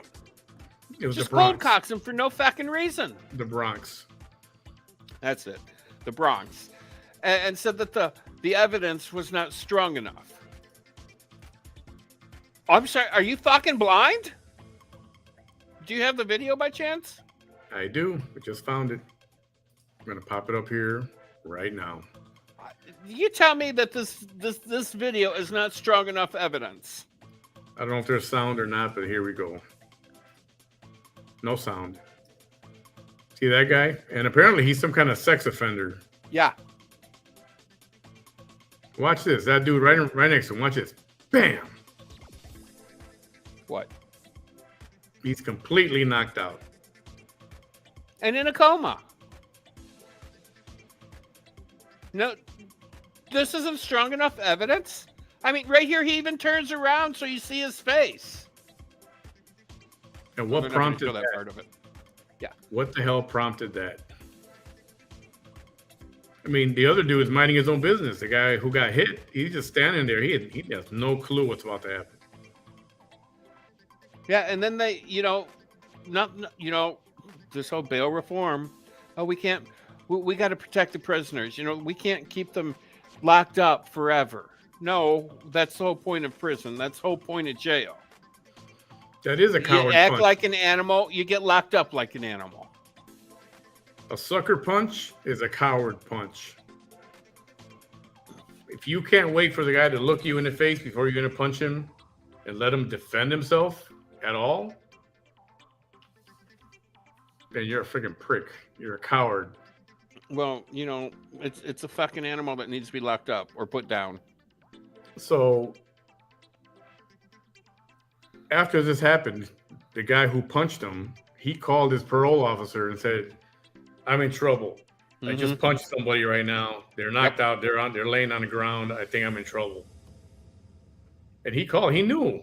I mean, I don't know, man. Why do people do what they do? There's mental illness out there. Oh, and there is. And that was bad. It was freaking horrible. And I think the part of the mental illness was that man in a woman's swimsuit in the ladies' locker room. I think that's a mental illness situation there. But personal opinion. Yeah. All right. So I know some of you guys have been hinting around. Come on, get to the VT Chronicles. I have to wait. I got to put the videos together to sort out what's out there. And that's what I have to do. Because I'd have to download a bunch of them right now. I thought I had one downloaded from the other day, but apparently not. Or I can't find it. That's all that there is to that. So I will do that, I promise you. And, figure out where to kick this off at. That brings me to tomorrow. I'm actually going to Chicago. Nice. I'll be back by 1:30, 2 o'clock, especially since it's going to rain all day. I don't think I'm going to go to Small Cheval. You're going to get a chance to eat over there? Do what? You're going to get a chance to eat in downtown? Well, I wanted to go to Small Cheval over on Milwaukee. Just because it's closer to my side of town. And I'm kind of like in that area anyway for what I have to do. But if it's going to rain, I mean, it only has outdoor dining, but they do have some umbrellas. I guess it just depends on how bad it's raining. But I should be home by like 1:30 or 2. Now, I do have to be to work on Sunday at 7:30 in the morning. So that means I'm going to bed early, getting up early. So if you want to do a show tomorrow night, thinking like 7-ish. Well, there might be quite a bit of, there might be some catching up to do. So I might, earlier things may happen. How's that?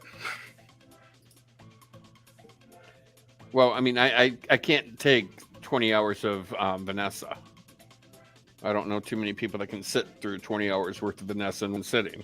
I mean, she has a lot to digest sometimes. Yep. And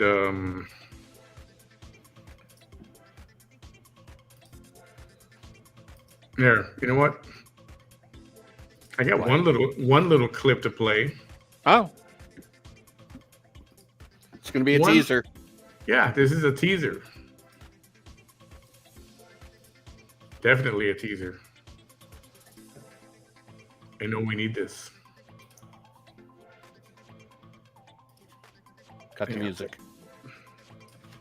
Oh, man, really? Okay. Yeah.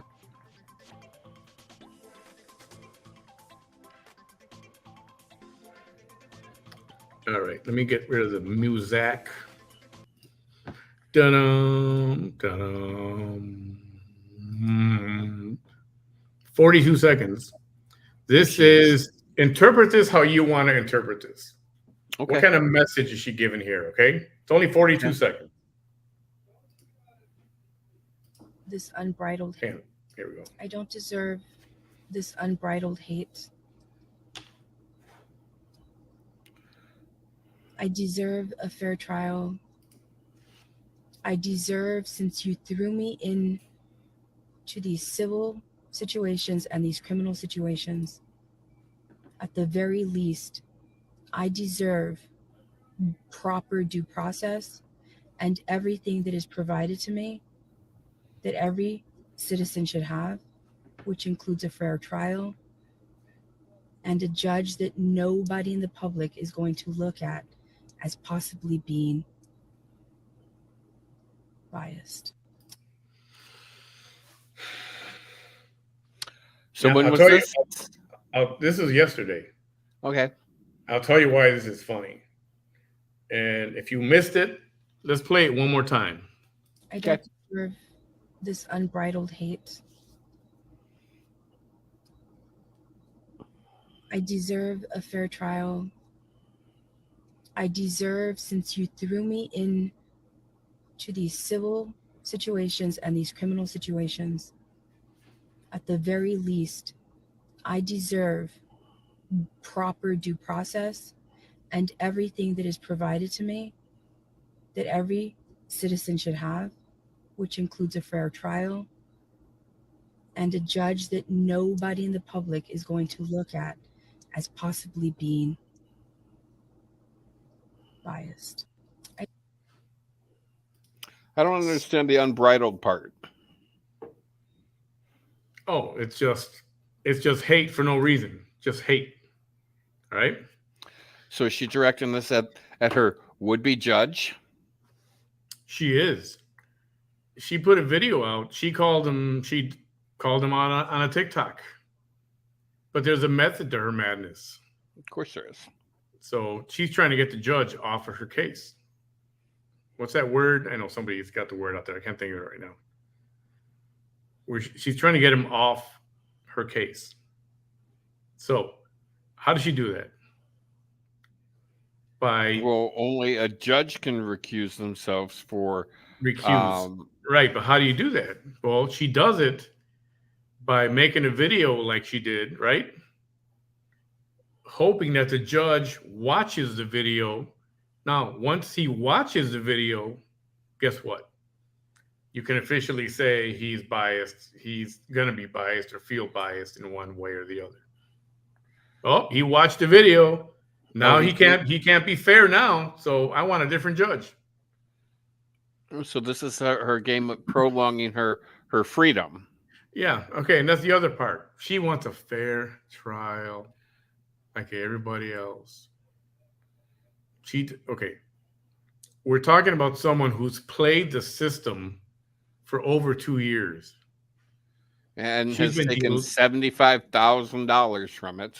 That too, but she's been delaying her court cases and coming up with excuses. And I mean, you name it, whatever has been legal in the system for her to throw out there to get her cases delayed. That's what has happened. And she wants to say she hasn't been treated fairly. You see what I'm saying about this? Well, I mean, the last time it was because she had a cough. Yeah, I don't know what those details were, but she was sick and they delayed everything.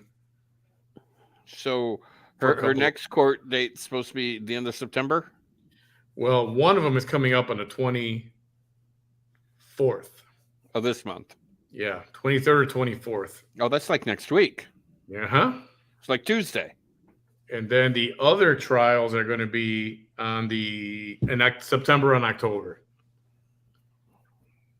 I can find those.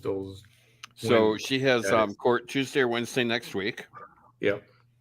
I'm pretty sure it's the 24th. So that'd be Wednesday. Wednesday. So, yeah. So she's very, very, very. I don't know if she's hiding how terrified she is, or she's just being very stoic. Well, I mean, needing a fair trial. It's like she's not a stupid person. Nope. I mean, I can tell by by the words she uses, she's intelligent and educated. She's not a stupid person. I mean, she's more intelligent than I am. But even so, just because you're intelligent doesn't mean that you're, well, I forgot where I was going with this. That's because you took too long to spit it out. I did. Y'all can laugh at me. That's fine. I see you over there behind your computers, just laugh, going, "What the fuck, Bam? Come on, spit it out." Everybody was there, like, "Oh, come on." That's okay. Compose yourself. Get your thoughts together. Well, I mean, she is an intelligent person and an educated person. But I mean, just because you are intelligent and educated doesn't mean that you abuse the system and you need to pay. She legally abused the system to delay all this time. Yeah. Give it to her. Give her that credit. She knew how to, her and her attorney, who charges $350 an hour, knew what to throw out there and what to put out there and what to request and how to delay. And with all these viewers she has, I'm sure she says she's not getting any money. I bet you this is what's paying for her attorney. Yeah, probably. And, I don't care. That's fine. How somebody makes their money. I got no beef with that. I got no say with that at all. So I don't, right. I mean, I don't care how you make your money either. I just the thing with that is don't say you don't make any money. Yeah. Don't say you don't when you clearly do. But it's like, who cares? And if she wants to play that game that she doesn't make money, okay, whatever. I don't care. Let's play that game. I just hope that justice is served and Lady Justice is blind like she's supposed to be. Yeah, and if somebody wants to, I don't know if this message hasn't gone out there yet. She included me apparently in her little group of her little conspiracy theory of who was behind the beating of Christmas Eve 2020. Hey, Benji. And she threw me in that mix, apparently. Threw you under the bus. I was not even in the neighborhood. She threw you under the bus. For one, I'm never in that neighborhood anyway.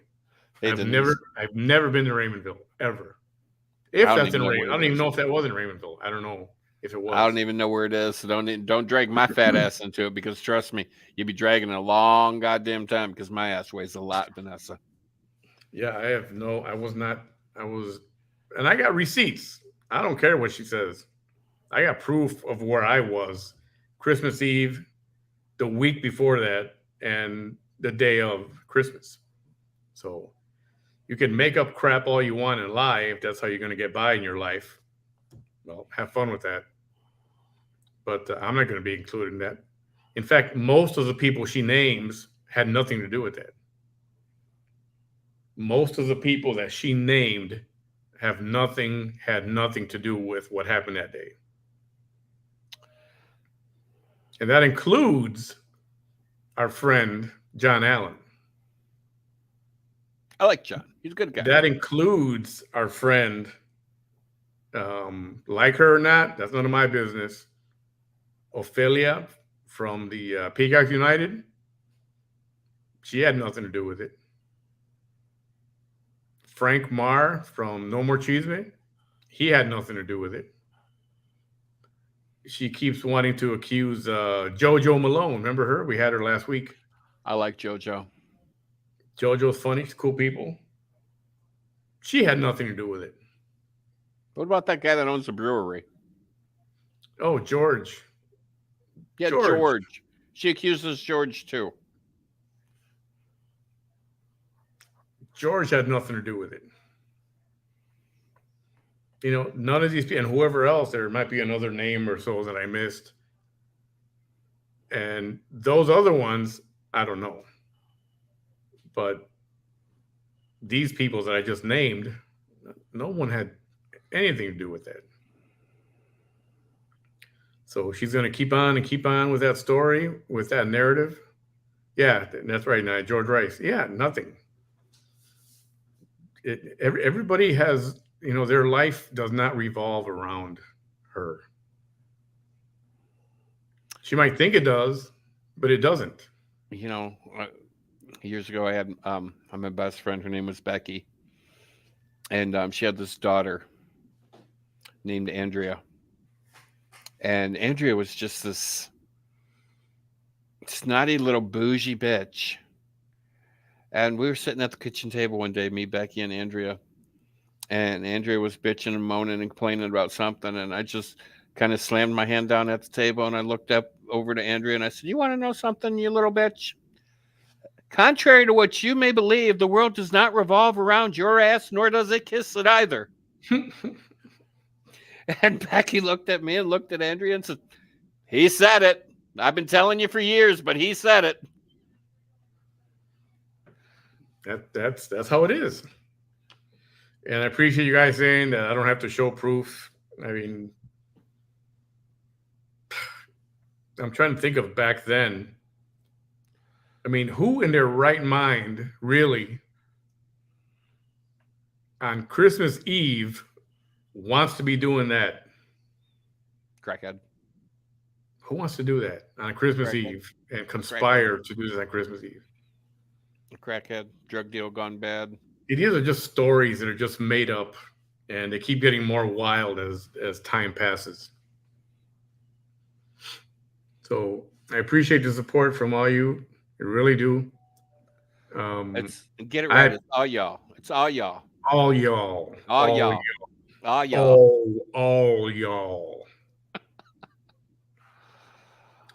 And I've got nothing to do with that. And all I'm doing here is playing video, existing video. I don't edit it. I just go live with it and show it. I don't edit it. I just replay it. So you guys who really are interested and are bothered by everything, stuff that she does or whatever your reason, none of my business. But you want to watch. Denise, I think you're right. She is an attention junkie, but there's some people here that this is the only way they get to watch her. And what better way to watch her than listen to me commentate on her? Because sometimes I throw out a couple of good comments. I'll admit it. Do you Sometimes know there's some dumb comments too? I'll admit you that. You know how many viewers she would have if she unblocked everybody that she blocked? I wonder how big her block she'd probably is. be up in 20,000. I can't even imagine. Oh, and oh yeah, and apparently she said I'm jealous of her.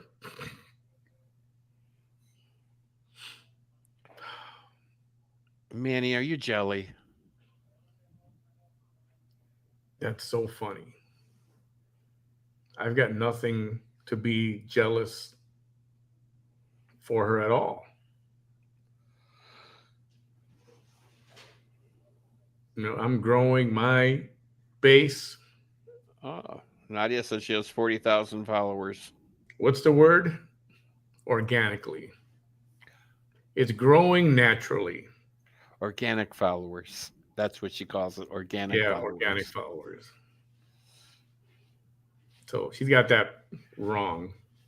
Growing organically just means you grow by natural popularity and natural, you know, people share your show and they watch and they become followers and they just find you by accident or someone shares it. People like what you got to say, how you say it or whatever, and they watch, and they become a fan, they become, a follower without having to pay for, like running an ad or something. Follow me here, and you can instantly get 1,000 viewers in 24 hours or whatever.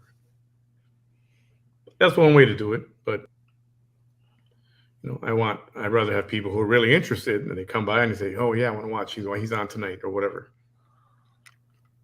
That's my interest.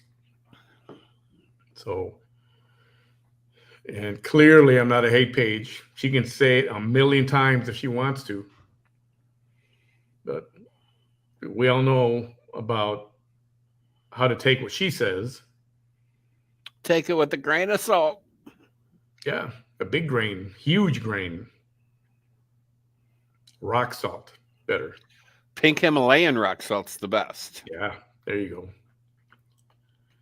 So, yeah, all that nonsense, whatever she's saying, I don't care. What is it you used to call her was what your what? Well, I mean, I've called her lots of things, but nothing that she hasn't called herself. Well, wait a minute. I don't think she called herself a heifer. Bam, what it used to call her? What was your? I called her a heifer once. I think she's talking about your Crackhead TV. Oh yeah, Crackhead TV. Is that what you're talking about? See, man, we need to catch up on her playback here so we can catch up with the Kool-Aid drinking, following cult of the Order of It. Yeah, that's so bizarre. People can follow her blindly. I mean, we know how it happens. She regulates what they watch. She regulates what they hear. And one of the first things out of her mouth is, "Don't go to those pages. Don't go to those pages. Don't go to those pages."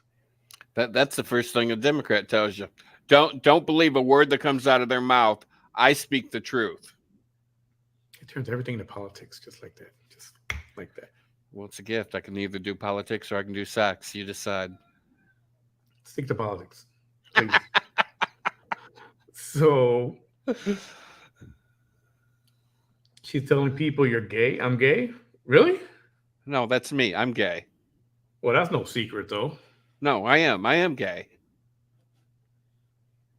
No, I think she's talking about me. Oh, you know why? Because of the Avon thing. Oh, speaking of which. She's saying I'm gay. Well, that's okay. Don't hurt my feelings. You're that, happy. Please. That's what gay means. You're happy. Don't hurt my feelings like that, please. You're happy. I need some tissue. So I used to, years ago, I used to sell Pampered Chef. By the way, I'm not gay, but who cares if I was? What if I was? He's not gay. What if I was? Who cares? Yeah. So, but yeah, I used to sell Pampered Chef years ago, and I've been considering getting back into it and doing it on the side. If any of you guys are interested in Pampered Chef, let me know. See if it's going to be worth my investments again. Cool. Pampered Chef. Anybody do that stuff? Chef. I love Pampered Chef stuff. It's like a little too pricey for me, but they are pricey. Yeah. I mean, it's good stuff from what I hear. Oh, I love their stonewares. Oh, God, do I love their stones. Yeah. Let's see. Yeah, you know what? It's very true. I'm going to show this comment. For someone who says she's an LGBTQ ally, she likes to say homophobic comments all the time. Yeah, she does. I'll agree with that. But I don't know, calling somebody gay, that was an insult when I was a kid, when I was 12. Oh, man, that's gay. You're gay. And back then it was like a big deal. See, Christy, she's had her pizza stone for 20 years. That is a well-used, well-seasoned stone. Nothing will stick to that son of a blank. Pizza stone. Interesting. And that goes in the oven, right? I take it? Yeah. Yeah. Dude, get into it, man. You never know. Like I said, nowadays, some people, you got to have more than one hustle to get by. Well, yeah, and I figured, what nights that you don't want to do this or anything, I can come on here and I can. There you go. Do your Pampered Chef night or sell some cookware. Yep. Fucking brilliant idea. Do it. Good idea. So I have to see I'll have to see if my raise is on this next check or not. anyway, yeah, that's so we hopefully gave you a little bit of taste of what to look forward to in the next starting in the next day or so. Oh, And, sweet Jesus, is she? I mean, for such an intelligent person, she's pretty fucking ignorant. Paco, I mean, the comment that, yeah, that one. She made an entire video trash talking bisexual men because she claimed they pass HIV to straight women.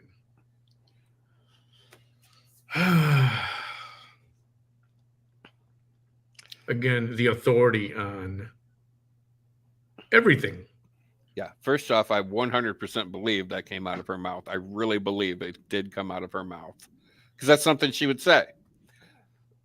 and, you know, she is intelligent, but yet this is how stupid she is. I mean, if that's not an oxymoron, how can you be stupid and intelligent? Right? But she can do it. It's possible. Okay. With this one, it is. For people who live in Brownsville in the lower Rio Grande Valley, the lower RGV, apparently we've got a tropical storm coming. Are you aware of that? What's its name? Its name is, let me blow up what I freaking do. And why do we got a bunch of skulls back there? I lost the screen. You know what? I got too many freaking tabs open here. That's what I got. Oh, there it is.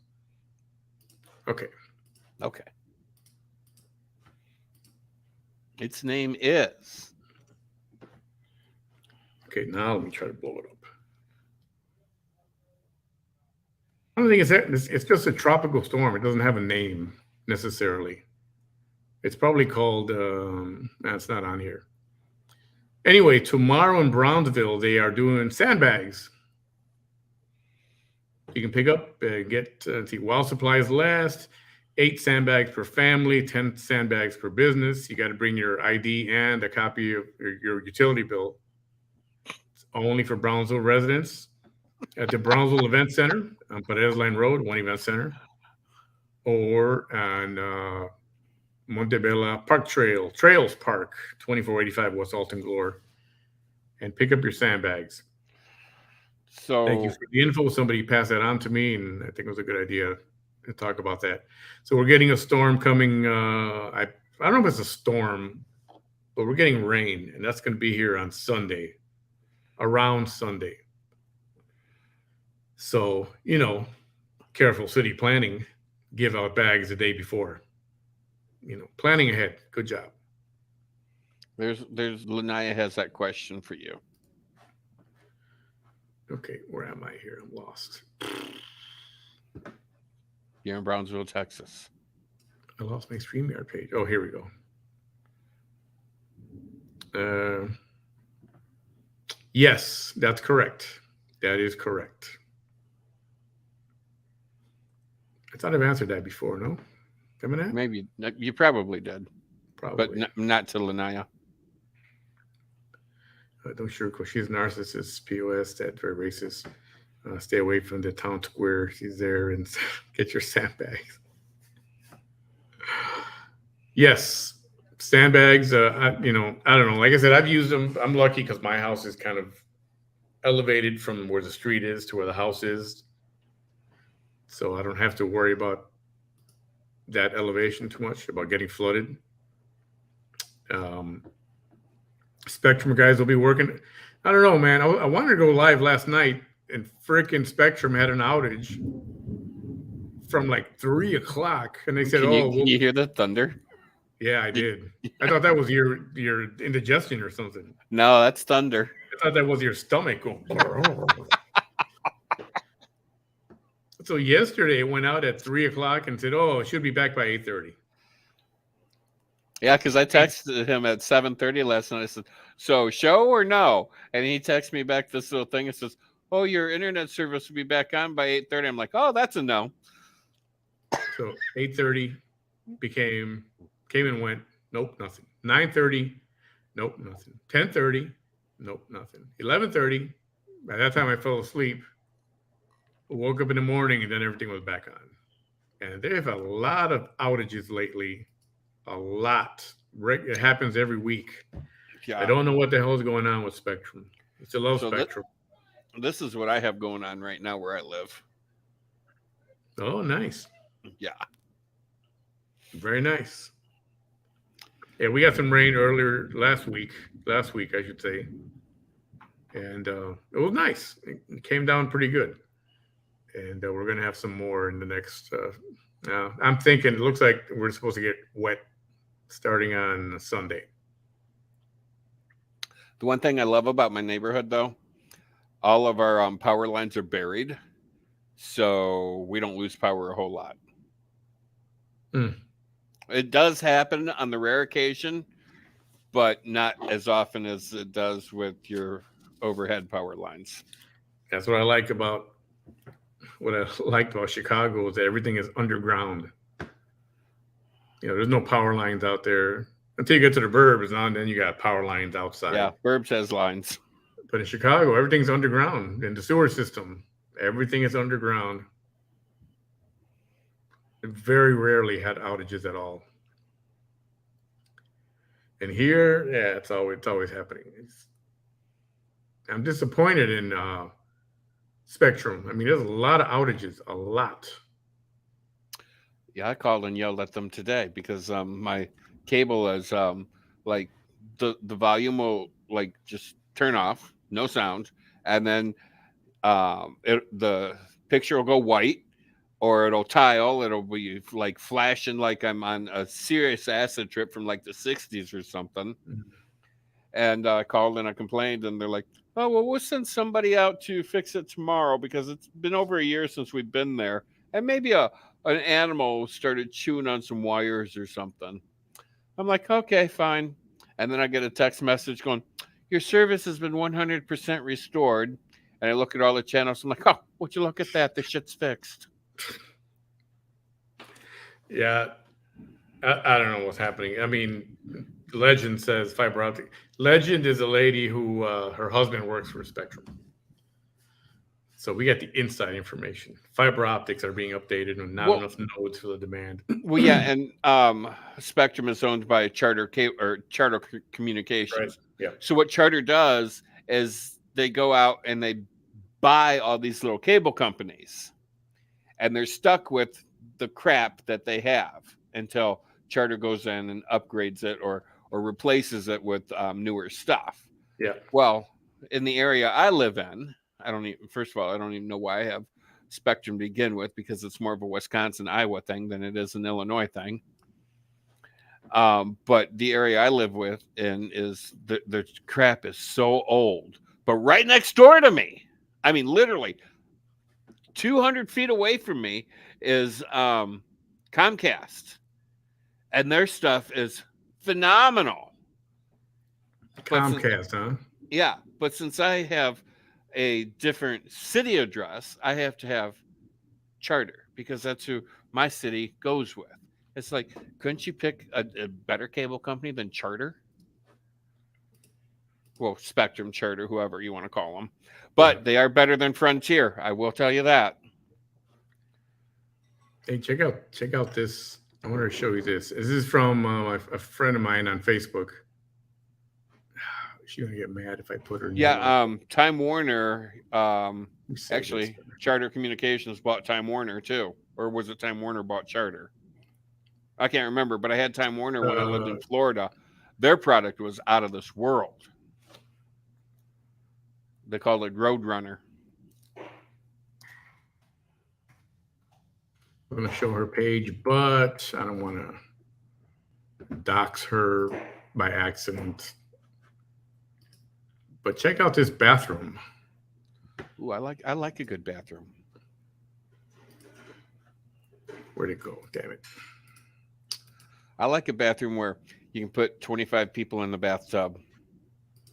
25 people? Check this out.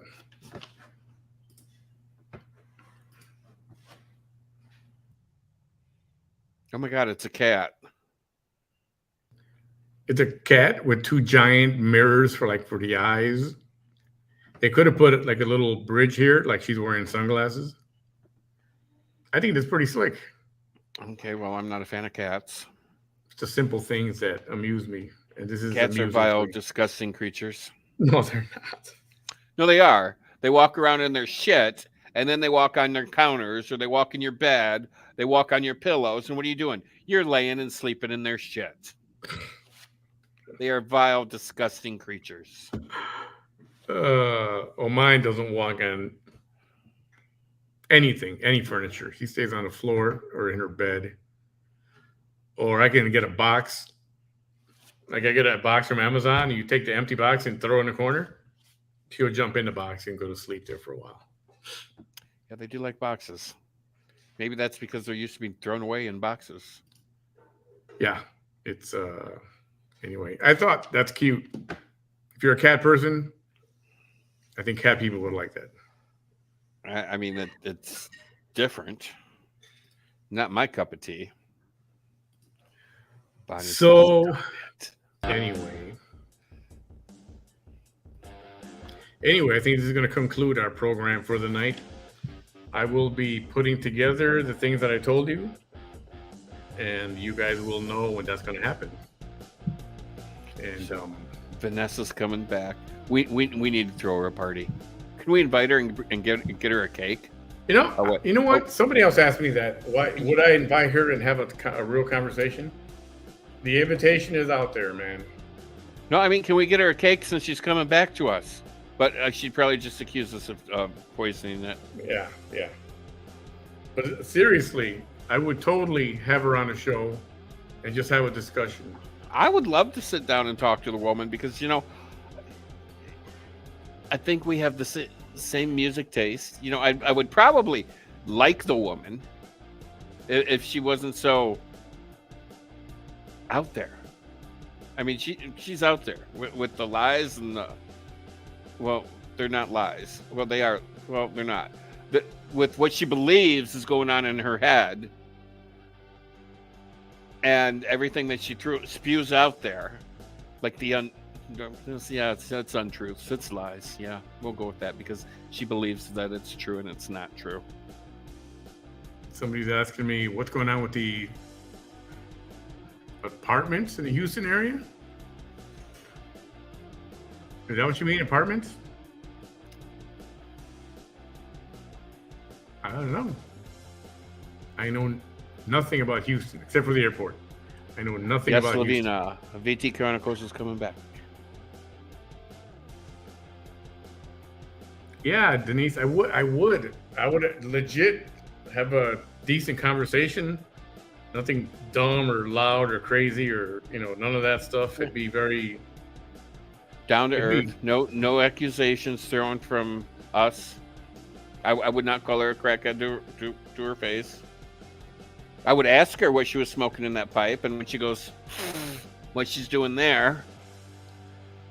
Those are the kind of things we probably not want to discuss. Come on, inquiring minds want to know. And I'm sure there are, but I would bet she would have a long list of, we do not talk about this. Like, do not talk about her kids. Fine. I don't have a problem with that. I don't have a problem with that either. They're minors. We should not be bringing them up anyway. We'll talk about her case and different cases she's got and what's going on. What are the conspiracies? What is the wrongdoing that she accuses law enforcement in general? Yeah. Why do you hate cops so much, Vanessa? So, I don't know. We've got some of her minions that watch my show here. And she'll laugh at you, or if you bring it up, she might even block you. So be careful how you bring that up to her because she'll block you. Yeah, she'll block you just for bringing up the idea. She'll block you. Yeah, we're a hate page. Yeah. When in all reality, we're not.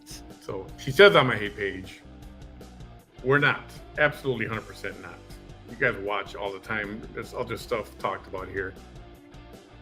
Just because she says that's what it is, that's what we are. That's not what we are. Yeah, just because she says it does not mean it's law. Yeah, Jessica Lee got it nailed right here. I think if she took accountability, people would see her different. I don't care about her looks, makeup. She just needs to own up to her shit. I don't care about the makeup and the looks and the dresses or whatever, the ankle. I don't care about any of that stuff. Sometimes you just need to eat a little. I just want to have a conversation. Let's talk about stuff and see where it goes. I want it to be legit and respectful. I'm not a misogynist or whatever else she likes to say. But she's gonna say I'm nobody, that she needs to come over here and have a conversation. So the invitation is there if she wants to have a legit conversation on a video, not on a phone call. Invitation is there. Somebody want to go run tell that. See what she says. Run tell that. Let's bury the hatchet. Let's just all be friends. It's a short lifespan we all live here. Right? Can't we just be friends? All this bickering for everything. We should just, we should just start over. Bury the hatchet. Is that possible? Let bygones be bygones. I'm willing to do that. Water under the bridge. I'm willing to do that. It's water under the bridge. But then what are we going to talk about? Oh, we'll still have stuff to talk about. Hey, I like this background right here for the Day of the Dead. So, there's a movie, a cartoon that Disney I think it was Disney came out with that, and that skeleton was part of the this guitar thing. Yeah, that one, part of the guitar thing. It was a cute movie. Oh, you're talking about Chico or something? Somebody's gonna say it. What movie is that on Disney? Is it Day of the Dead? Coco. Yes. Cynthia got it. Ding, ding, ding, ding, ding, ding, ding. Cynthia got it.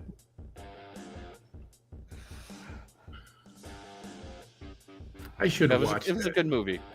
It was Kelly, a good movie. I don't know if she will. I know, probably not. All right. But what if I said, all right, if you come on my show, we will start a fresh, clean slate.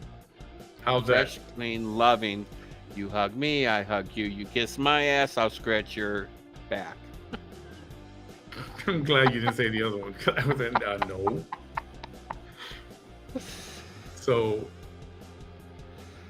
I'd have to take a few days to make sure that's what I want to do. But you know what? She doesn't see me as big enough or significant enough that where she needs to do something like that. Well, you don't have at least 1 million followers, so why would you come over here? Yeah, for as significant as she thinks she is. I don't know. You know what? The invitation is there. Would I be willing to kind of a clean slate for her? Not for me, for her. Maybe I would. I know if I was Maybe I to would. die tonight, I would go to heaven because I did not do anything bad or wrong to this woman. I didn't either. I didn't make videos up. I didn't make stuff up. This stuff is already there. I'm just displaying it. And this stuff is public. I'm just repurposing it. Oh, Denise is down here talking about pie. Okay. I'm mad at you, Denise, okay? Because I've been wanting something sweet. And I love cherry pie. And I love strawberry shortcake. And I got frozen strawberries in my freezer. And I was thinking about making sugar-free strawberry shortcake. Damn. It sucks, but I mean, at least it tastes, I gave away 2 boxes of 2 cases of soda. It was a Coke Zero Cherry. That's what I drink. Why didn't Coke you ship Cherry it to me? Zero. You could have shipped that to me too. That mixes very well with Seagram 7. Gave it to my sister. Said, "Here, give this away. It tastes horrible." And Dr. Pepper, Diet Dr. Pepper Zero. That's really good. Gave that away. Something about the zero aftertaste that I don't like. It's different than Diet Coke. Well, you got to be careful with a lot of these zero sugars and diet drinks because the acetone or acetate or whatever sugar substitute they use gives people we'll just say the trots. Trots. You don't know what the trots are. So Diet Coke uses aspartame. Aspartate. Close enough. Trots diarrhea. Oh, really? Yeah. While both Coca-Cola Zero and Diet Coke contain the same sweeteners, a blend of aspartame and whatever, potassium, or it's called ACEK, and contains 0 calories. Coca-Cola Zero uses a different flavor base, and delivers the great taste of Coca-Cola with 0 sugar. Yeah, that does not taste good. The aftertaste is what's weird. So it's a different flavor base is what they call it. Flavor base. You know, if they could make a soda taste like a filet mignon, I'd be all over that. Like white on rice. What did they have? I saw a Coke. What was the Coke flavor I saw? I think I took a picture of the box. It was Coca-Cola. Oh, here it is. Anybody have this Dream World flavor? No. The Coca-Cola Dream World. Anybody taste that? They say it smells like candy or something when you open it. Dr. Pepper came out with this berry flavored soda, and I'm like, oh, okay, well, I'll buy a couple 12 packs of that and try that. I bet that mixed really nice with like Captain Morgan or Seagram 7. Oh, worst station soda I ever put in my mouth. Lavina, yes, YouTube also. YouTube will always be there. Sometimes I won't add Facebook because I want to eventually migrate into YouTube, strictly YouTube. He's trying to get away from the Facebook and the dictators. Yep. Because there's a lot of dictators on Facebook. There's a lot of dictators on Facebook. Ton of them. Yep. So yes, but whenever I am live, YouTube is always on. It's just sometimes I'm not on Facebook, which eventually it'll be that way. RC Cola still tastes good. Remember RC Cola? I remember RC Cola, and I haven't had it since the 70s because the last one I had, and I guess it could happen to anyone really, but the last RC Cola I had, I remember I was sitting out on the front stoop of our apartment. I just cracked it open, and I took a couple of swigs out of it, and there was a mouse popped up out the bottom of it. A mouse? A dead mouse. Off the bottom of what? The bottle I was drinking out of. In the bottle? Yes. Oh, shit. So I hadn't drank RC ever since. Yeah, that would probably do that to me too. Royal Crown can kiss my royal backside. That's what RC stands for, Royal Crown, but it's really good with pizza. Minus the dead mouse, but it's really good with pizza, RC Cola. Or Crown Royal. Yeah. I like Crown Royal. I haven't had Crown. Man, I need a Crown Royal so bad. Somebody want to buy me a bottle of Crown Royal? Ugh. You know how expensive that shit is. I know. I can't. I gotta say, I got other expenses that I can't. I shouldn't buy that stuff right now. Well, so, and you know, the only reason I'm buying my rum right now is because like $40 a bottle or something. I got a 1.75 of Captain Morgan silver rum, which is Puerto Rican rum, which is what I really like, or no, Caribbean rum. Get the spiced stuff? No, the silver is not the spiced. It's just regular flavor. Last week, couple of weeks ago, I had did I talk about this already? I think it was at Texas Roadhouse. I ordered a rum and Coke. Yeah. Or was this in San Antonio maybe? It was a rum and Coke, but it was like a coconutty, spicy rum and coke. I didn't like it at all. It was just They used the wrong rum. yeah. Yeah, but for 1.75, which is, a little over or right around a gallon, I think, maybe just a touch over a gallon. $15. It's on sale. It's normally like $25. Holy crap. That's a good one. Kate, you're saying what kind of pizza? You know what? If you're going to order pizza, order it from Chicago. Get it from Lou Malnati's. Or Giordano's, and they will ship it overnight to you. Do Giordano's, but Lou Malnati's is your first choice. They will ship it to you anywhere in the world. It depends. Luminati's, I call it Luminati's, but he was right, Lou Malnati's. They do a cornmeal crust, and their sauce isn't very sweet. Giordano's does a flour-based crust, and their sauce is more sweet. But they will both pack you a pizza in dry ice, and ship it to you, and it's like $95. Maybe the price has gone up since everything else has gone up. Abel, my friend Abel, who's on here with us sometimes, he did that a couple of months ago. I think he said it was like $70 just for the pizza, and then you pay for shipping on top of that. Yeah, so But it comes ready for the oven. So. It comes ready for the oven. But that's the pizza you want. That's the pizza you want. Lou Malnati's.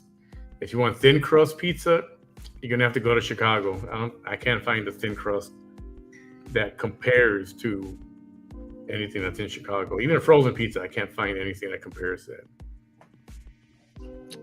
that. Geno's makes a good thin crust frozen. Geno's East makes a good pizza. Yeah, that's what I was talking about. Yeah. But Luminati's, for Valentine's Day, they make a heart-shaped pizza for you guys. Yep.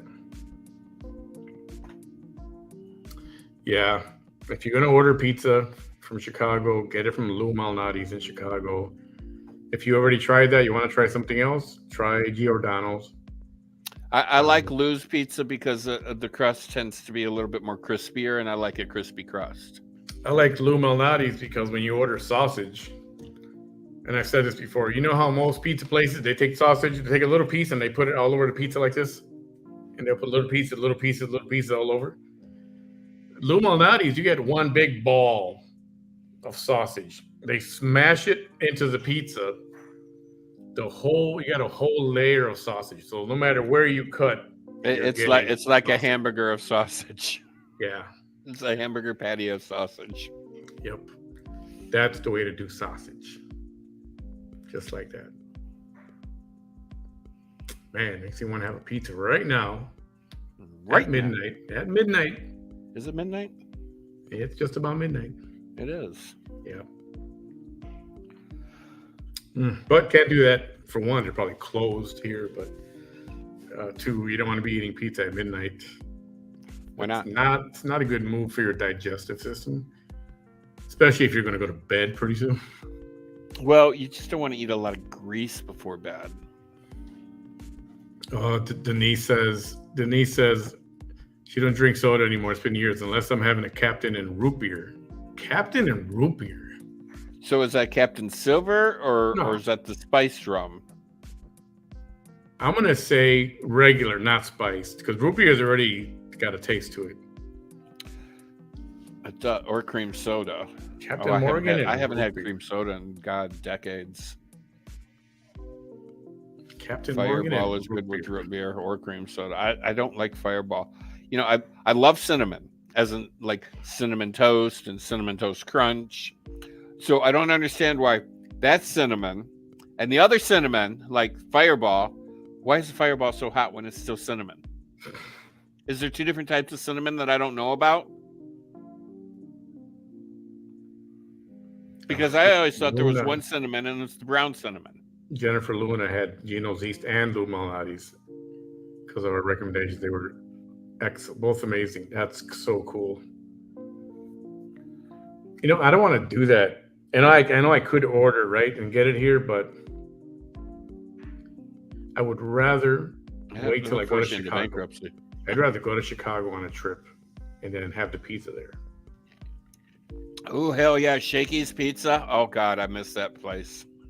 Shakey's. Yeah, it was Pizza like a Mojo? buffet. They had chicken, they had pizza, and they had these potatoes that were like round, and they were deep fried, and they were about like that thick. Oh my god, they were just so freaking good. You know what's disgusting? You guys have Casey's? I think aren't they gas station? Casey's gas stations. Anybody have Casey's? Oh yeah, we have a Casey's up here. They make breakfast pizza. They do. Every time I just say that, it makes me want to gag just by saying it. Breakfast pizza. I had it one time in Sioux Falls, by the way. No, just no. No, you got to put ketchup on it. No, oh, gross, man. See, that's disgusting. No, you got to put ketchup on it because you had your sausage, you got your scrambled eggs, you got your cheese. Ketchup on a pizza, it's not the same as tomato sauce on a pizza. It's different. It's not the same. Portillo's, they got a Portillo's finally here outside of Dallas. I mean, Portillo's is good, right? But it's not the little hot dog stand in downtown Chicago or anywhere in Chicago. See, Portillo's is more. It's too commercial. What's the word? Yes, thank you. What's the word? Maybe it is commercial. It's too national. What's the word? See, kind of like the way Giordano's Pizza. They used to have like 3 or 4 locations, one on the north side, a couple on the north side, one on the south side, this and that. Now they're all over the place. Now they're all over the country. Now they become a big chain. And I'm just, when that starts to happen, man, usually the quality goes down. Yeah. I don't know. I'm just not a fan of that. But when I'm around a Portillo's, if that's the only thing to grab, I do grab it. And Italian beef is good. So somebody in here says that they like Gino's East and they like Gino's East and they like oh, here it is. She's tried both. What is? I've tried both Gino's East and Lou's because your recommendations, they were both amazing. Oh, yeah. Okay, so Luna, you may not know this, but Gino and Lou are brothers. They both Gino came to from this Gino's country. East? Yes. And Lou Malnati's? Yes. Oh, see, I did not know that. You didn't know this either? I did not know. No, they're brothers. I was not aware of that. And the sauce that they served was Mama's recipe. Gee, that's awesome right there.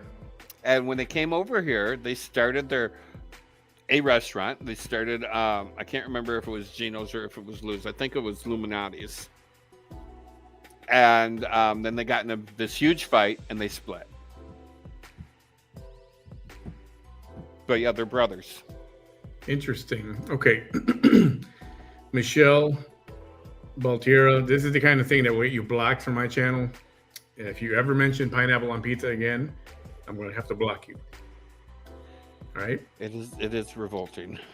You don't do it. Maybe in Hawaii, but not here. Maybe in Hawaii, yeah, or Thailand or something. I don't know.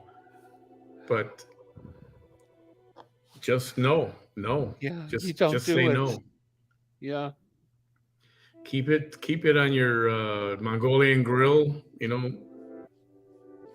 fine, but not on pizza. Sorry. And I'm kidding. I'm not going to block you. I'm just kidding. Just don't talk about that again, please.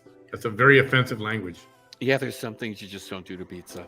And here's another offensive. Kate, what? OMG, Taco Bell is so good. I spend all day on my taco meat. I bet you spend all day on the toilet from your taco meat, maybe. It's not meat. It's like a mystery. It's a mystery. Mystery something. Have you seen how they make this? Show the video. If I can find it. Bam, do your little tap dance here for a minute.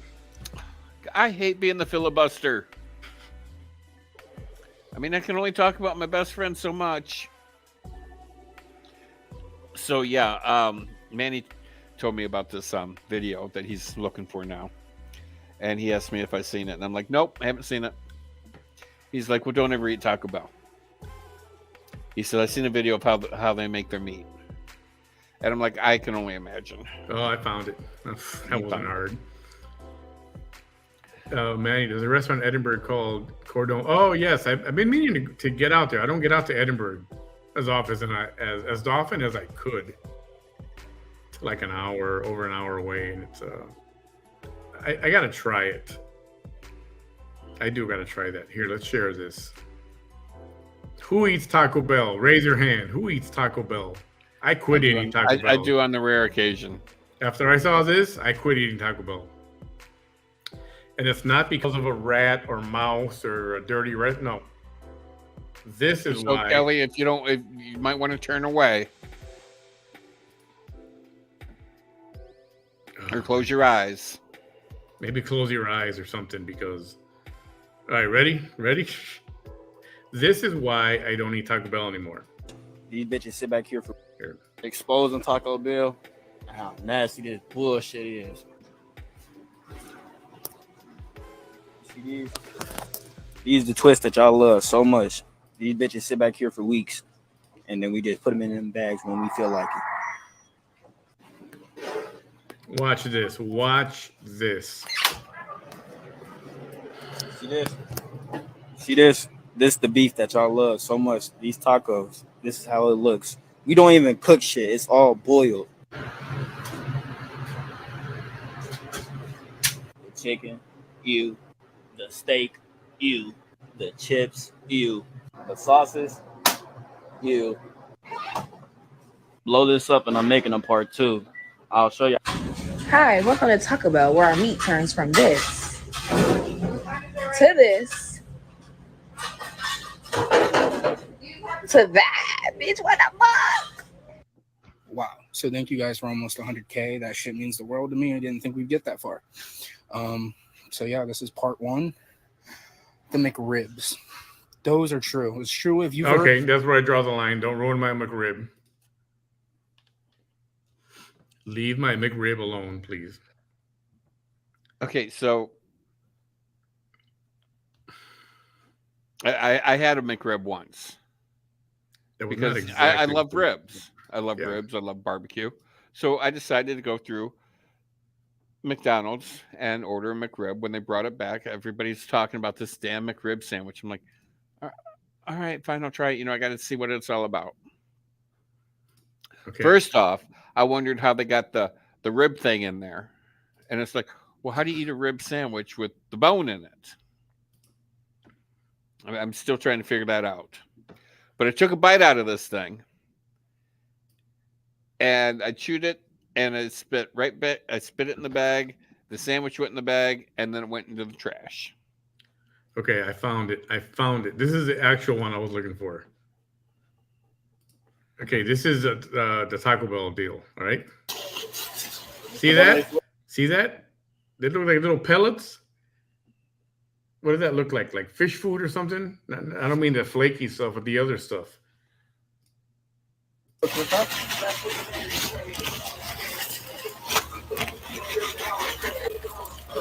Get you a 3-quart out of water.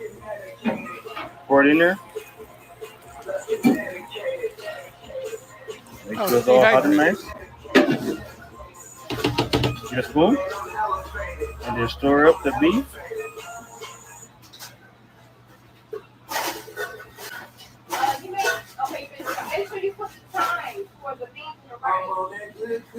This was all ready.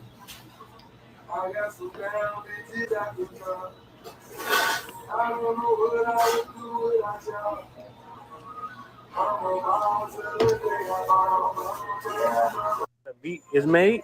Pour it in here. They're just starting it over again. That's the product right there. That's the product right there. When I lived in Florida, I worked at a KFC Taco Bell combination. And I don't ever remember Taco Bell meat coming in a bag like that. or pouring water and rehydrating it. They have to send it cooked from corporate because it has to be cooked. They can't risk somebody at the restaurant not cooking it enough and then people getting sick. So they guarantee it's cooked at corporate or whatever these factories are at. They make this stuff. Well, Kate says she's cured. I don't know what we cured her from, but she's cured. From Taco Bell. Lavina is I think she's like revolted. I think she's like, ew, I'll never eat that again. Somebody says, no, that's not right. I used to work at Taco Bell. I don't know. Denise, you're correct. KFC is really disgusting. I'm a Oh, Popeyes guy. okay. So those pellets are the refried beans, not the meat. So there you go. So somebody's You're trying to rehydrate the beans. So somebody's giving bad information over there on these videos? Is that what they're doing? Probably it's the internet. You think everything on the internet is true? Those pellets are the refried beans. She used to work at Taco Bell. I'll take your word for that. If you used to work there, I mean, I believe her. I just got an instant message said the same thing. The meat is a soy-based product. Yes, it's not real beef. It's not real beef. See? I knew it. That's why I called it mystery meat, because it's not meat. It's like the hamburgers we used to get at high school. Now if we could just get those pizzas back. Oh, I think those taste as good as those taste better than the Taco Bell meat. Oh, those pizzas! Oh my God! Remember those square pizzas from grammar school? That's what I'm talking about. Oh, some kind of weird good flavor, but I don't know what it was. Mystery pizza for a itself. while, you could buy those pizzas at Sam's Socio Clubs, and I think they quit selling them. Yeah, I mean, I know it tastes good, right? But you don't know what it is. Why do you want to keep eating something that you don't really? So now you know the Taco Bell meat is not meat; it's a soy-based product. And soybeans are good for you. You will never see 100% beef tacos at Taco Bell. You will never see that. What about the beef enchiladas they serve? Unless maybe if you get or beef, the steak enchiladas, like steak enchiladas or steak burritos or whatever. Maybe, I don't know. Looks like we need to do a deep investigation on fast food.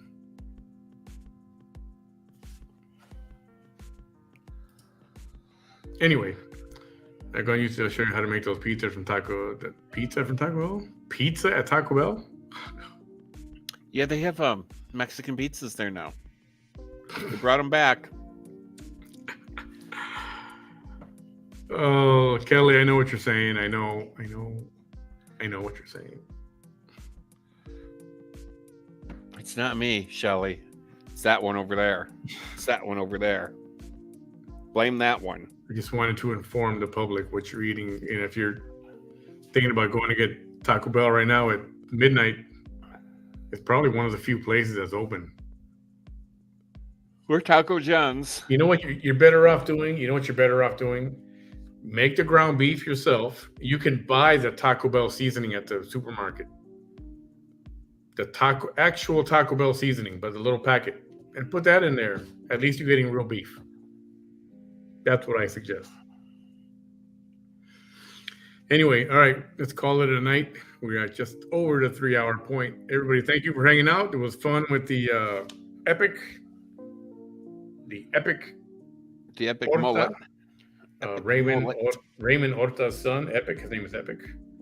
And his mom, Keely. They joined us for a few minutes. They were about to go live on stage at some comedy show that they were at. And hopefully you can go vote. Vote for Epic. I think it's pretty cool. 2022 Kids Championship, Mullet Championship. Yes, it's a real thing. And vote for, I put it up in the comments. Go scroll early in the show, and I put it up in the comments. Vote for Epic, and with some good luck and some good votes, he'll be the winner, and we'll have him back on here, maybe even tomorrow. We'll follow up with him. So I'm good. Anything else, Bam, you got to say before we go? just one planet, one people.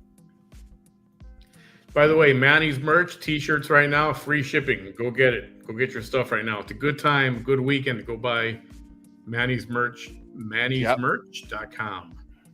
I'll put it right Get here. your block party t-shirt. Like that. We'll get them. Everything is free shipping right now. Do that. And feel free to join my Avon page called shopwithmanny.com. Well, you can shop there, shopwithmanny.com. On Facebook, I think it's Shop with Manny now. Let me see. Let me see.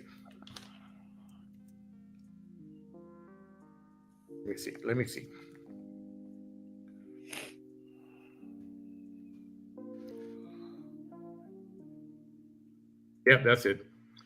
Join my page there. That's my Facebook page, and that'll take you to my actual page where you can buy Avon stuff. And there's free shipping on there too. Sometimes, with your minimum order of whatever, it varies from week to week. And in a few days, we'll get Bam's computer. We'll do the unboxing and do all that good stuff, and we'll have fun. And the VT Chronicles will continue at some point in the next couple days. Yay! So, sort everything out and find a starting point. Everyone have a great Friday night. Have a good Saturday. And we'll catch up sometime mañana. Hasta luego.